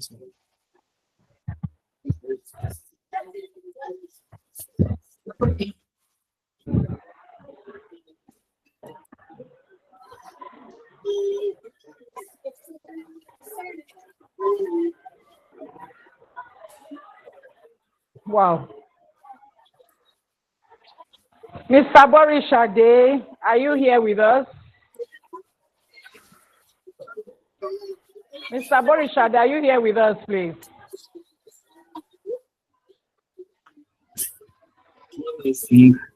Possibly you should log out and rejoin. And log in, okay. Yes. Can you reach out to him privately, please? Can you reach out to him privately so that I can do that? Okay, in a minute. Mr. Lamide. Yes, let me quickly do that in a minute. Okay. Yeah, I believe you can. Thank you can still stand instead and just engage our students. Thank you.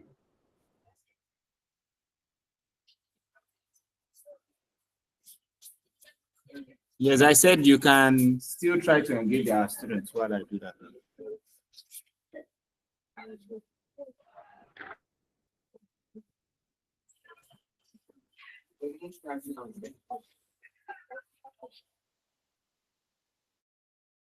Okay.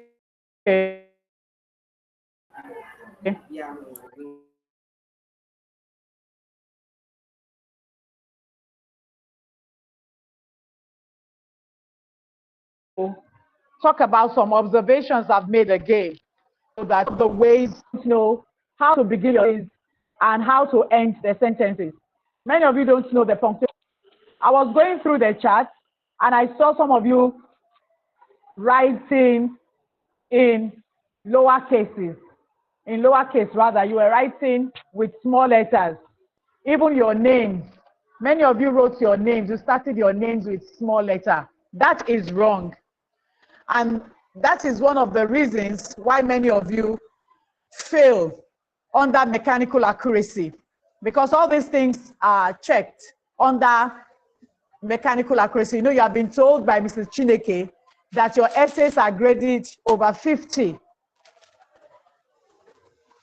Your content over 10, your organization over 10, the expression over 20, and your mechanical accuracy over 10.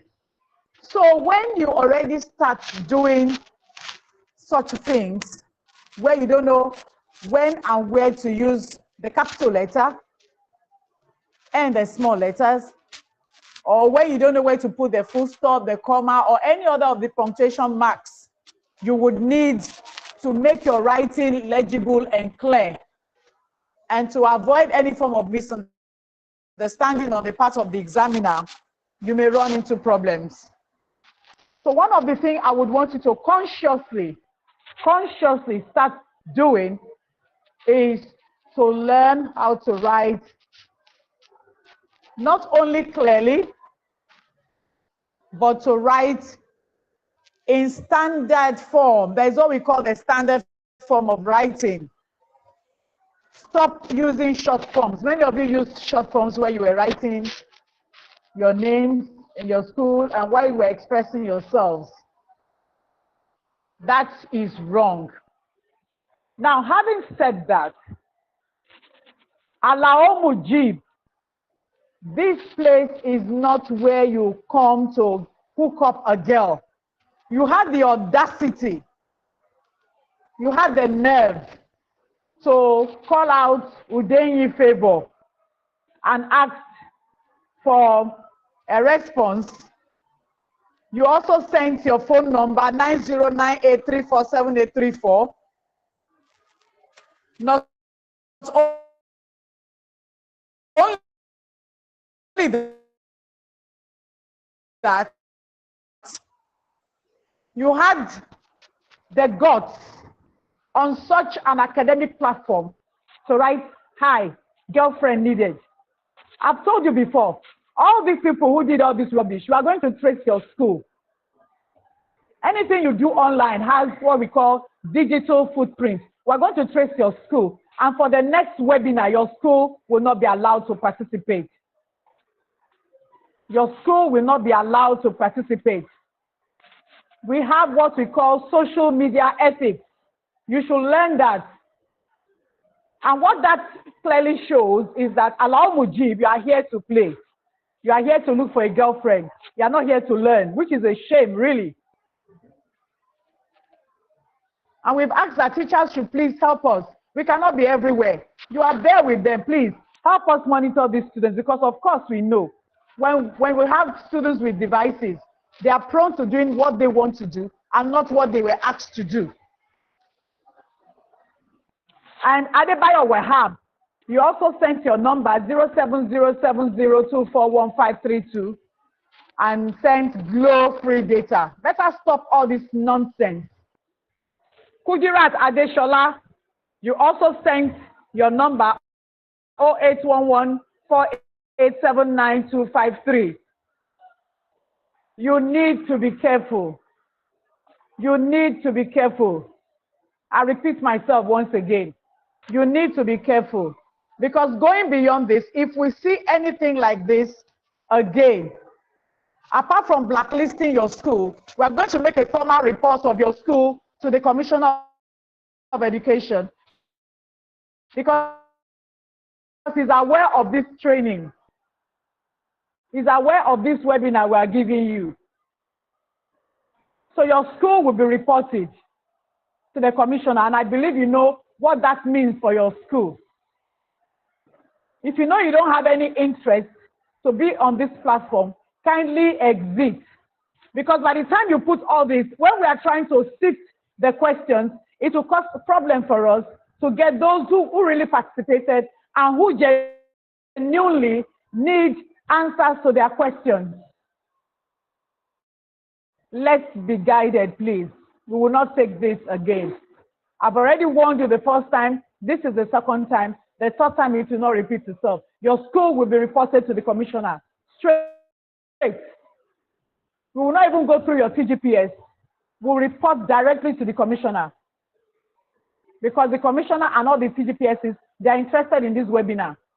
And we cannot come here and be wasting our time, because some students refuse to follow the laid down rules.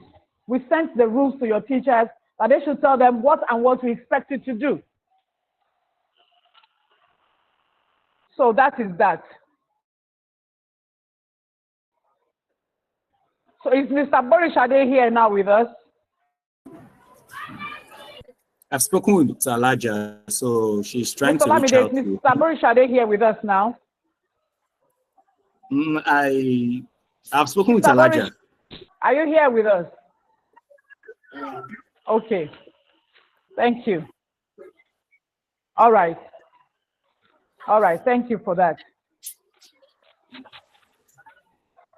So in the meantime, I would like our students to write one thing they learned from the first session while we are waiting for Mr. Borishade. Quickly put in the chat box one thing you have learned from the first session. Let's go. One thing you learned from the first session, from the essay session. Put in the chat box quickly. What did you learn?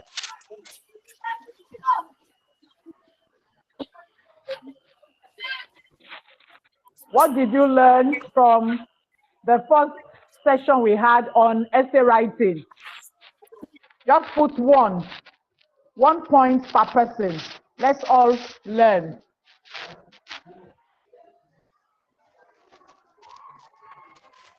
What did you learn? Let's hear you. Let's see you write in the chat box. I think the network is throwing people out of the room.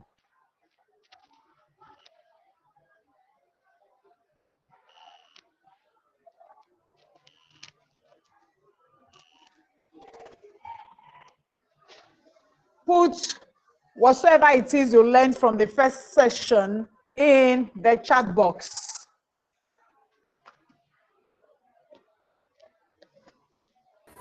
So, Mr. Borishade, you can unmute yourself if you can hear me.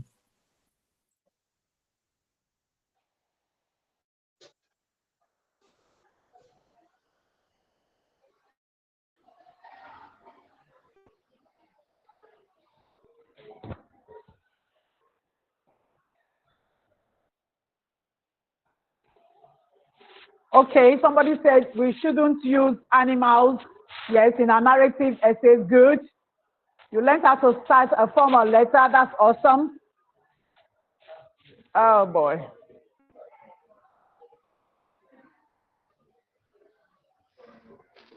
Okpayemi Macaulay, you say you learned 12. What did you learn? I want to know what you learned. What did you learn?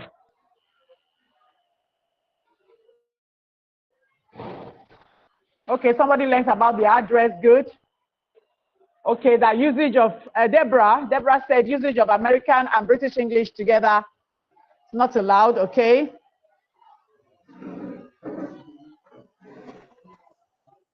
Okay, somebody said I learned how to write. Okay, Matthew Richard, I said, what did you learn? I didn't ask whether your time was wasted or not. Okay, Kehinde, how to close an essay. Okay. Oh, it's so rapid. Michael Olufemi is thanking the Ministry of Education. That's good. Okay, Oluwaseun, that you didn't understand the formal letter address before now, but now you have understood. Okay, that's good.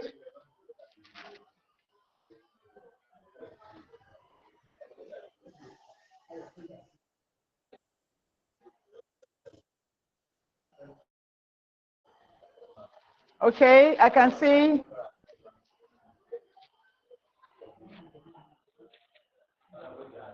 How to close the letter.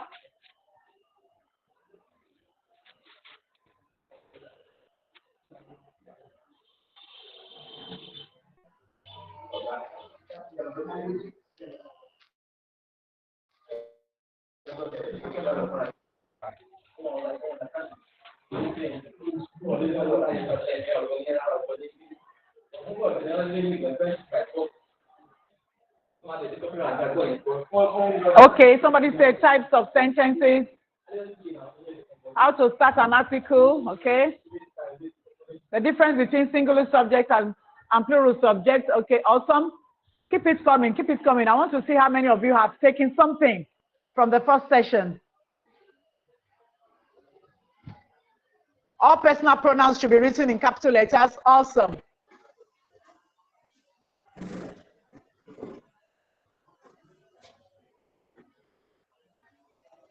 It's so rapid.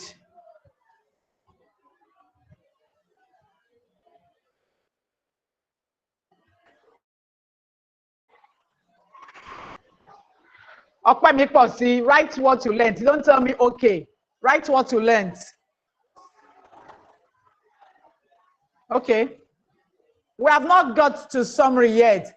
Give me one thing you have learned in the essay session, not summary. Don't talk about summary yet until we get to that place.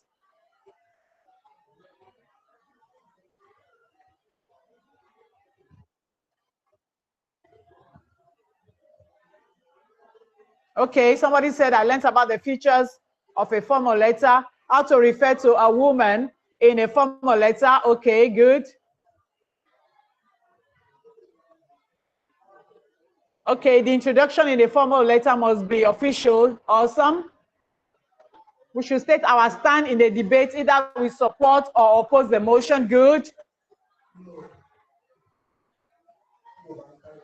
I learned the difference between write about essay, not summary. Listen to the instructions. It's not yet time for questions. Oluwakemi Adeloye. When it's time for questions, you can ask your question. Write what you have learned. Write what you have learned from the essay. When we get to the summary part, we do that.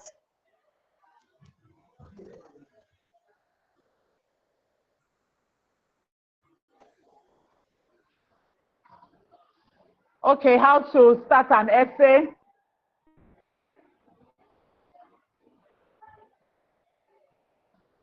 How to write your headings. You must write your headings in the article, okay?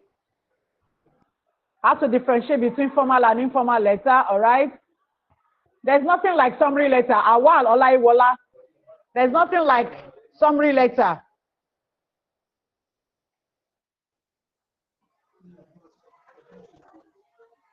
I learned not to use small letters at the beginning of sentences, okay? Ejiro, don't ask questions now. Write what you have learned. When we get to question time, you ask your questions. Okay, I learned how to close a formal and informal letter, okay? Good.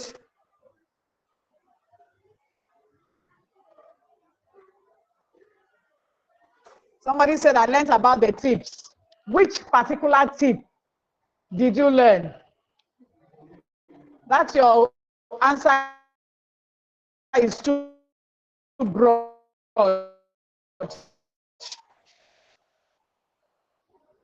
I learned to use, what is this? Oh boy. You cannot learn how to write summary.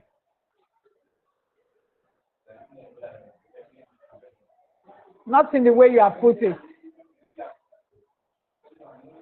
Essay, we are on essay writing now, not on summary. We are on essay writing. Thank you. Somebody say you are doing a great job, ma'am. Matthew Richards, okay. Okay, how to start an essay with a paragraph, all right.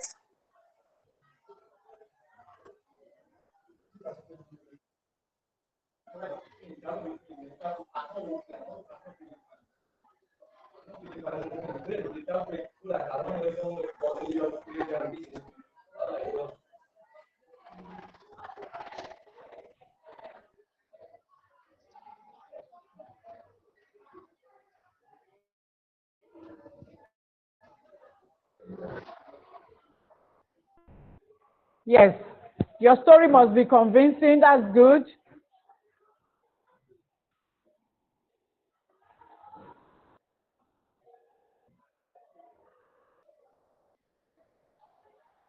Use animal characters. Not to use animal characters, good. Don't write about the tortoise and the hare or the lion and the leopard. And of course, you have so many areas where you can draw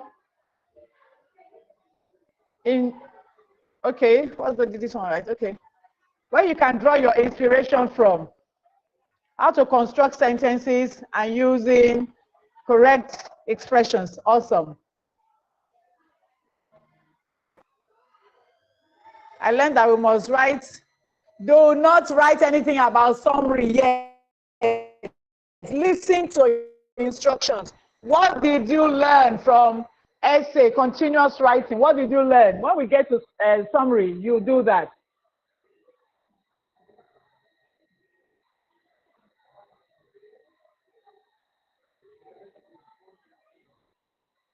Your story must have an actual character, all right? Okay.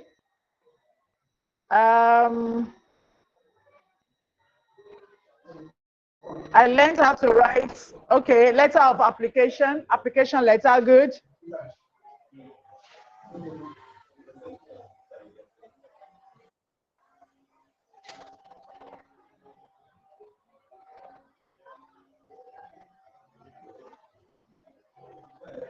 How to arrange ideas clearly and write with accuracy, awesome. Okay, using headings, okay.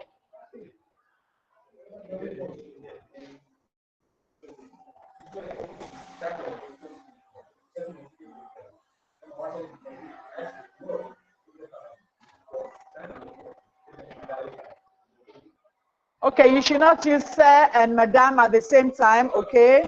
When you are not sure of the gender, you use sir, okay?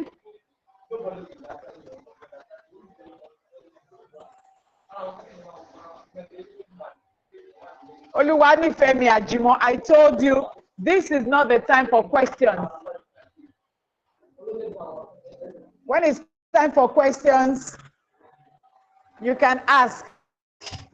Tell me one thing you have learned today. At least you must have learned something.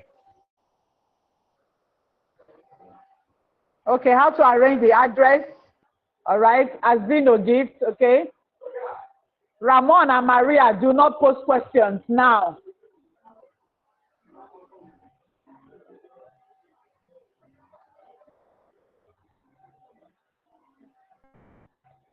Make your stand known in argumentative essays, okay? And you must also not forget to reiterate your stand in your conclusion. You must repeat your stand in the conclusion of your argumentative essay.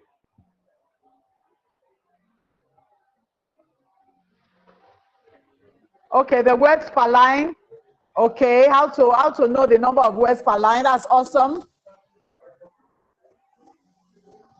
Okay, that your point must be convincing. Okay.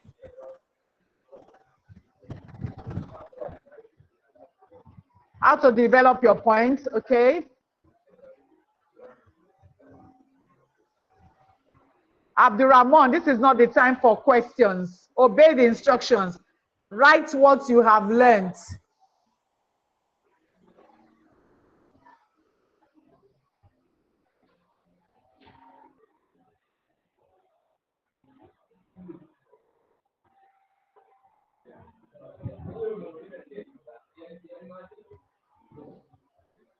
Mr. Lamide, is Mr. Borishade with us? Mr. Borishade with us. Is not on the call, so I would just suggest that we have Mrs. Chineke to address some of the questions asked by the students so that we wrap up today's session. Possibly Mr. Borishade can come up all right. Thursday. Okay, to wrap up. Okay. Yes. So let's have Mrs. Chineke.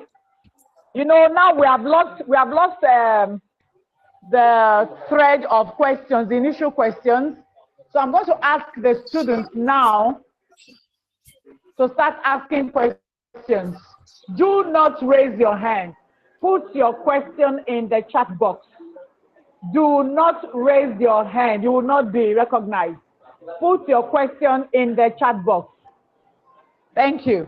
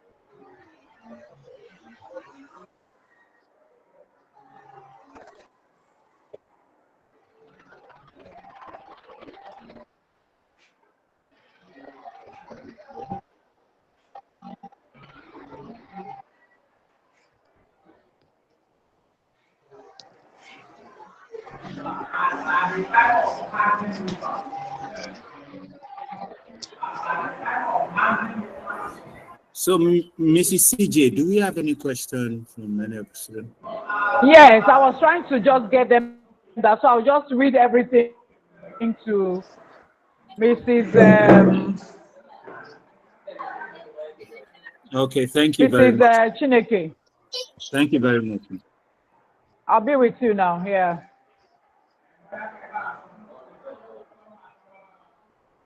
Okay. All right. Mrs. Chineke, you have some questions here. Yeah. And I'll just like you to, yes, I'd like you to jot them down.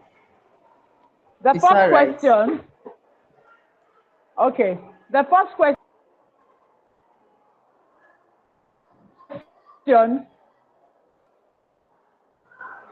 Okay. I'm going to merge two questions together. We have article. Then explain article writing. So that's question 1.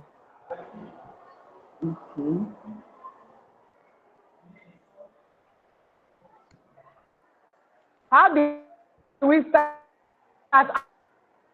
an article then writing? Imagine why can't use animal characters? How do we start? Yeah, I can hear you say, how do we start an article writing?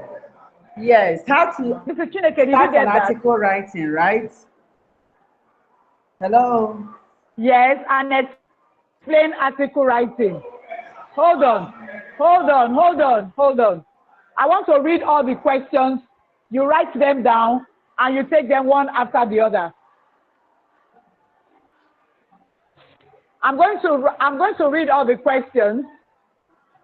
You write them down and take them one after the other. It's okay. Is that okay? Yeah. Is that okay by you? All right. So question 1. How do I start an article? So, and it tallies with explain article writing. That's number 1. Number 2. All right. Explain more on story writing. Then part B is why can't I use animal characters in stories? Okay. Then number 3, what is the difference between argumentative and debate? The difference between argumentative and debate. Yes. Okay. Then the next one, how do you start a formal letter? So let's take those ones for now. Thank you. All right. So how do you start a formal letter? Let's take those ones for now. Okay. Yeah, Should I start? Let me start with how to start an article writing. Please do. Go on. Okay. When you are writing an article, remember, the write-up or the essay is usually for publication, either in a newspaper or school magazine. And that being the case, it's a formal essay or a formal write-up. Therefore, you are going to use a formal language. The first thing to do is to title the article. That is, give it a heading, which we know how to write. Either you start every word in capital letter and underline, or write all the words in capital letter and you don't underline. Then you either write your name and your post in the school if you have any. If you don't, you just write your name.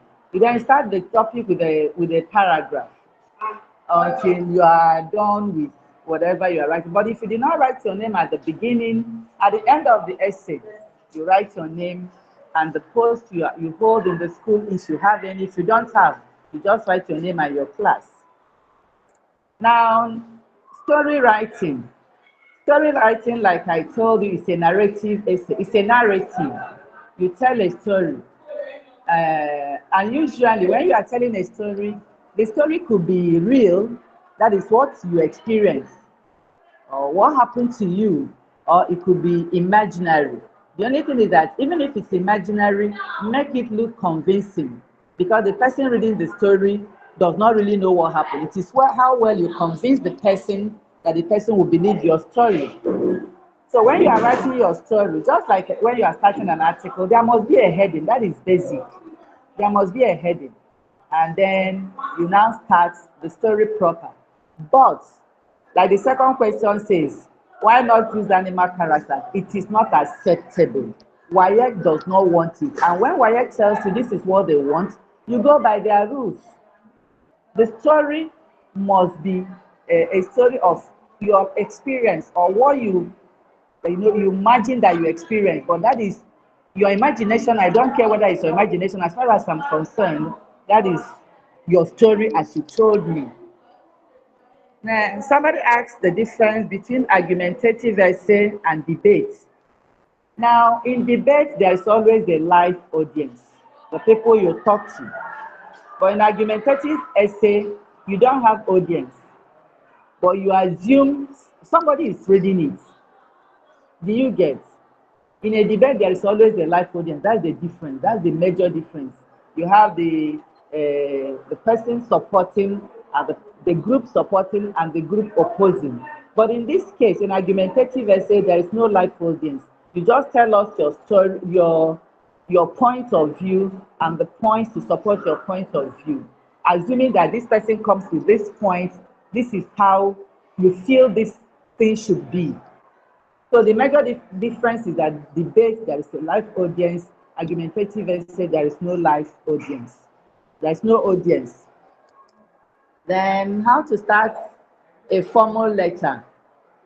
Of course, as a formal letter, it is an official letter. So you start by writing your own address. You have learned how to write an address. At the end of the address, you write your date. Then, of course, it has, the major thing is that it has two addresses, your address and date, and then the address of the person you are writing to. That is, before the address of the person you are writing to, there is what we call the official post of the person you are writing to. That is, if you are writing to the school principal, the designation or the official position of the person you are writing to is the principal. If you are writing to a manager of a company, you write the manager before the address of the establishment where the person is working.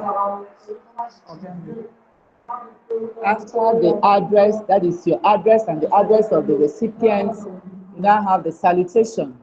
Like I said, if it's a male, it is dear sir. If it's a female, it's dear madam. And then the title, why are you writing the letter? What is the reason for the letter? That should also be written. And knowing that it's a formal letter, like I said, there is no need for pleasantries. You don't need to ask the person about his or her well-being.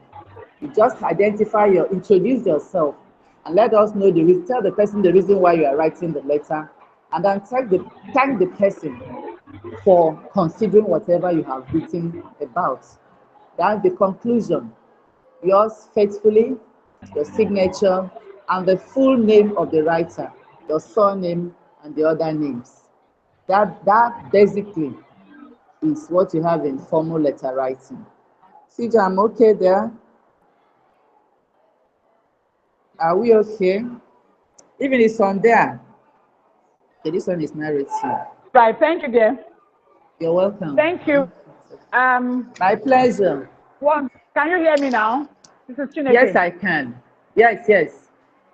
This is Chineke. Yes. Can you hear me? I can hear you well, Okay, CJ. we'll quickly take a few more questions and we'll wrap it up for today. Okay. All right, awesome. So somebody is asking, is it compulsory I must write 450 words? And how do I count? That's number one. Somebody is saying, is asking, how do I include simple and complex sentences? I don't understand what that means. The person has to understand, yes. So he's saying, how do I include simple and complex sentences in my write-up? Another person said, will I be penalized if my title is too lengthy in a formal letter? Will I be penalized if my title is too lengthy? Somebody here is asking, what is the difference between singular and plural subject?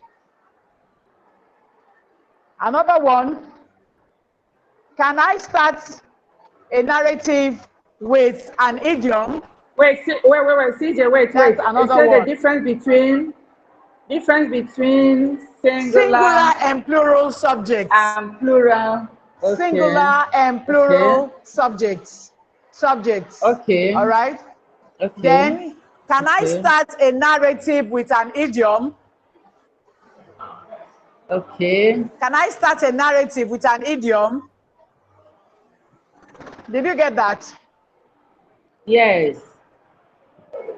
All right. Okay. Then, all right. How can I manage slangs and abbreviations in an informal letter? How can I manage manage slangs. Slang. But it should be slang. And how can I manage slang and abbreviations in informal letters? Okay. Did you get that? All right. Then somebody is asking. Yes, I did. Okay. Said, if the story is about my life experience, does it need a heading? I don't get. If the story is what? It's about my life experience. Do I need to write a heading? Did you get that? Yes. If the narrative, do I need a heading if the story I'm writing is my life experience? So let's take that. Thank you. Okay. All right. Should I start? Hello, CJ. Please do. All right. The first question says how to get to 450 words. Now, when you are writing, even before the examination, and how to count. That's what I want to explain now. Now, before you go for your SSCE examination, you should be able to know the number of lines to write for you to get to 450 words. The first thing to do is, on your own, you count from the margin to the end of that line. How many words are you going to write? That means you're not going to start in a sentence that has a paragraph or indentation. You should be a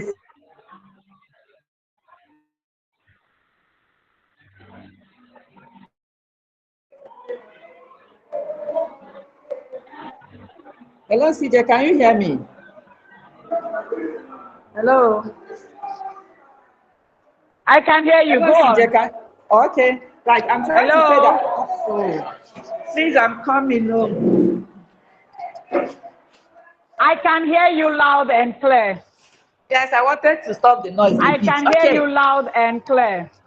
All right, I'm trying to explain how to get to 450 words. And I said the student should start by counting the number of words he wrote from the margin to the end of that line. Then you know it is an approximation. So you count on 3 lines. The first line, the second, and the third. You add up the lines, the words together, and divide by 3. Remember, you counted, use 3 lines. Now, when you add up the words together and divide by 3, it will give you the average of the number of lines that you write to approximately get 450 words. Am I communicating there? Hello? So in that case, if a student, maybe the first line, you write 12 words, and the first line, you write 12 words, the second line, you write 13 words, and the third line, you got 12 words. By the time you add up, you got like 37 words. You divide by 3. That will give you 12.3. So you approximate that by the time you write 12, that is 12 words, you now get like 37 divided by 3, that will give you 12, or 12 and some fractions. So that means you will approximate that you're writing 12 words per line. That means you're expected to write 36 lines for you to get to the required 450 words. If you write 39 lines, it's still within that 450 words. It's an approximation. It's not as if that it must be. It may be more or slightly not up, maybe 449 450, 451. It's still within that. It's an approximate. It's not like it must be. Because when you write more, it pays you. All right, that's how to count for you to be able to get the required number of 450 words. Now, the second question says, how do I include simple and complex sentences? This one is now an act. By the time, that is why you are advised to read novels, newspapers, because that is how you build your sentence construction. Nobody will tell you that is how to write. But by the time you are reading avidly and you are reading newspapers, you are reading a lot of stories, you don't even know when you cultivate the habit. It flows.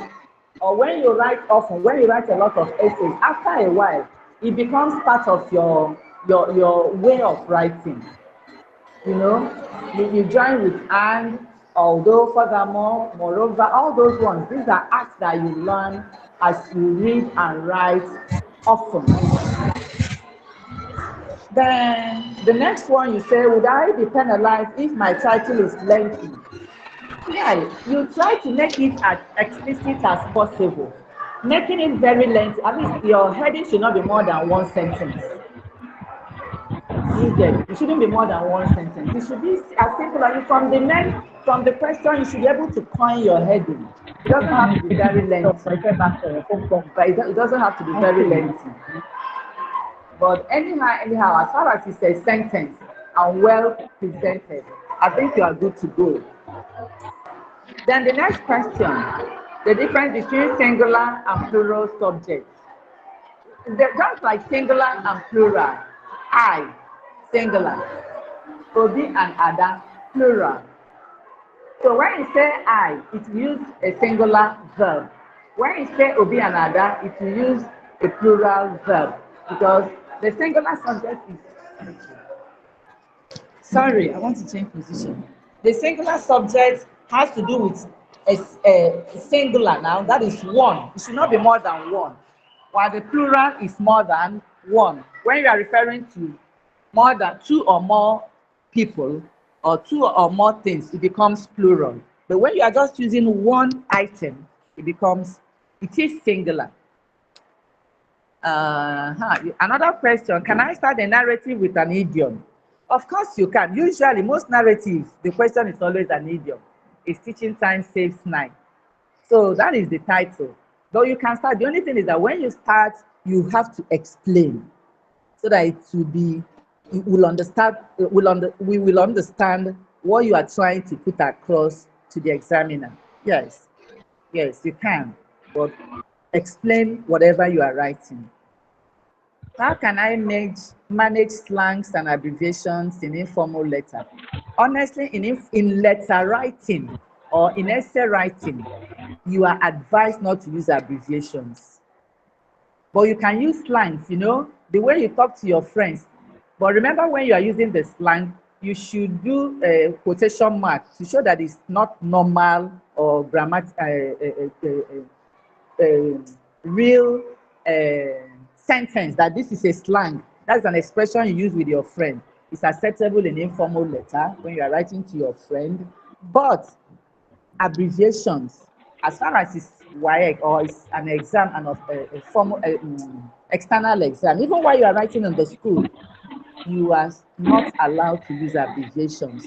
Write out the words as it should be spelled, and you won't have a problem. The moment you start abbreviations or abbreviating, you are going to be penalized. So avoid abbreviations. Now, okay, Madam CJ. Can you hear me? Yes. Can you? Okay, the last question. Okay, it's all right, yeah, it's all right. I think we should wrap it up now, Mrs. Chineke. Yes, okay. Please. Oh, sorry? Who is addressed? Okay, if Please the just story take is the about last my one life quickly so that experience, does it need a heading? Of course it needs a heading. You are talking about your life experience, so the heading should be there and it should be written the way I told you. Either you write everything in capital letter or you start every word in capital letter and underline. It's your story, so it should be a heading, it should form the heading. Thank you. Thank you so much, Mrs. Yes, I'm already thanking you for such a wonderful job that you've done this morning.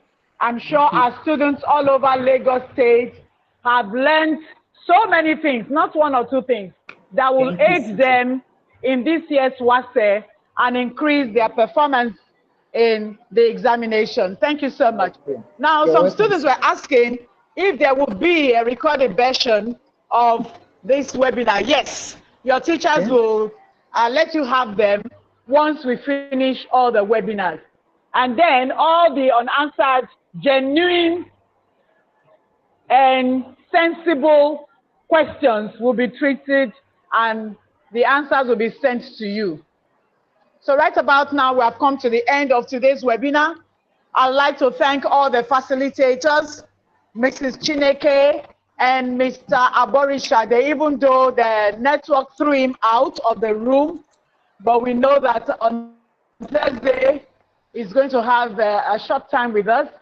We also want to thank our technical partners, Everything Literature, headed by Mr. Olamide Kokola. Thank you so much for being there. And we'd like to remind our students that come Thursday, we're going to have the second part of the webinar. Please ensure that you join in good time. Thank you for joining, and God bless you. Mr. Olamide, over to you. Mr. Olamide, over to you. Okay, thank you very much, Mrs. CJ. Big shout out to Mrs. Chineke for the time. So we are far beyond our time. We're supposed to end by 11, because I noticed some of the students were already asking what time are we ending, so we end by 11. So see you guys on Thursday by God's grace. To catch up with the replay, the recording, you can just visit Everything Literature on YouTube, and you will get the live stream being recorded. Thank you so much.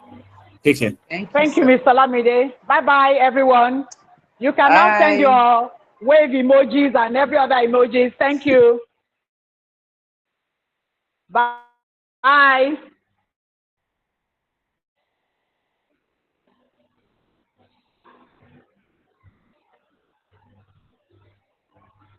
Bye-bye.